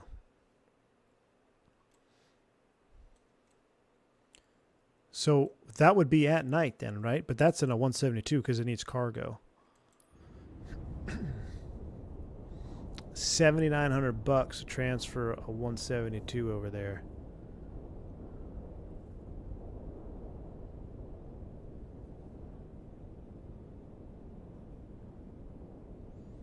I'm half tempted, but 2 hours? Yeah, probably an hour to do it. Just like your Uber rides, the pilot talks way too damn much and brags about his podcasts. Passengers just want to sit back and chill. Oh, AJ, thanks, man. I appreciate the support. 25 months. Yeah, we got a driver like that in New Orleans, man. We call him Old Blue. Yep, indeed. He does talk too much. Oh, we got another Lima 3-5 mission that opened up. San Diego to Big Bear. A couple of Big Bear. All right. I'm going to see. They have to see if there's a Big Bear scenery for 24. We still have this cargo mission over here in South America, but we need our Cessna down there. I'm tempted to buy another 172 and start running a fleet with passive income. I don't know. Flight sim school. Yeah, no aircraft available. Oh, it went away too. Look. I think we'd have to transfer our airplane over there. There is a Big Bear. It works for 24 or works okay. Yeah, if it works okay, then I don't want to do it. I want it to work. So. Yeah, Dev, it does. So I actually, if we go back to HQ, I have my, I have crew on for our logistics company. See, crew is on, but, and I did get like a $6,000 passive income check when I logged in. Maybe I should turn passive income on for our charter company. I feel like we need to turn on the, get better insurance. Let me do some quick checks of the aircraft. Single engine, all we care about is that. Let's check up the engine. Engine's good. Flight control system, let's check up on that. That's important. And landing gear are all in good condition. That's all I care. No need to spend any more money on that. Let's take a look real quick at the 172. All we care about are flight controls.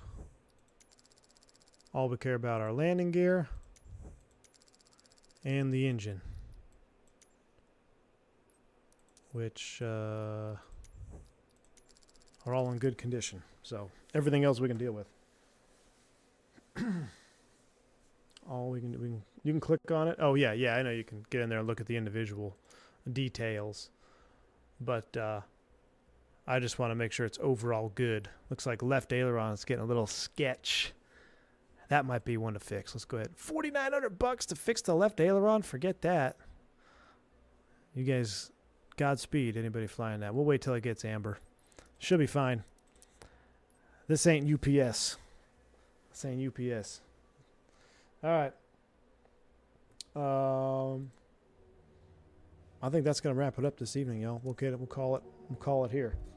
2 missions in the bank. I might do a couple more grinders at home. Tomorrow, A300, I think is the plan. We're going to give that a shot. Thursday night football, so probably won't do a Barry Seal stream in the evening. Or will we? I don't know. How does an aileron get worn? Yeah, I don't know either. I just wouldn't want to be the guy flying it to figure that out. Well, at least it's not the rudder, but I think the rudder looked a little suspect too. But, I mean, rudder you could deal with. Aileron, you could probably deal with it. It's that elevator, man. If that elevator snaps in the 172, I think you're got a one-way ticket on that one. So, all right. Fabiano, Zippy, Oscar, Captain Chemtrails, Douglas, Kyle, you guys all been awesome. Many more in the chat. Thank you all for the support. Thank you for the gifted memberships. Membership milestone chat. Thanks again, Chandler, for the 5 gifted memberships as well. I will see y'all tomorrow.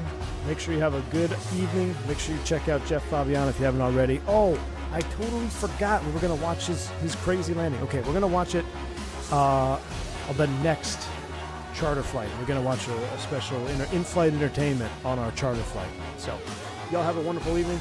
Stay safe. Stay healthy. I'm V1. Soup!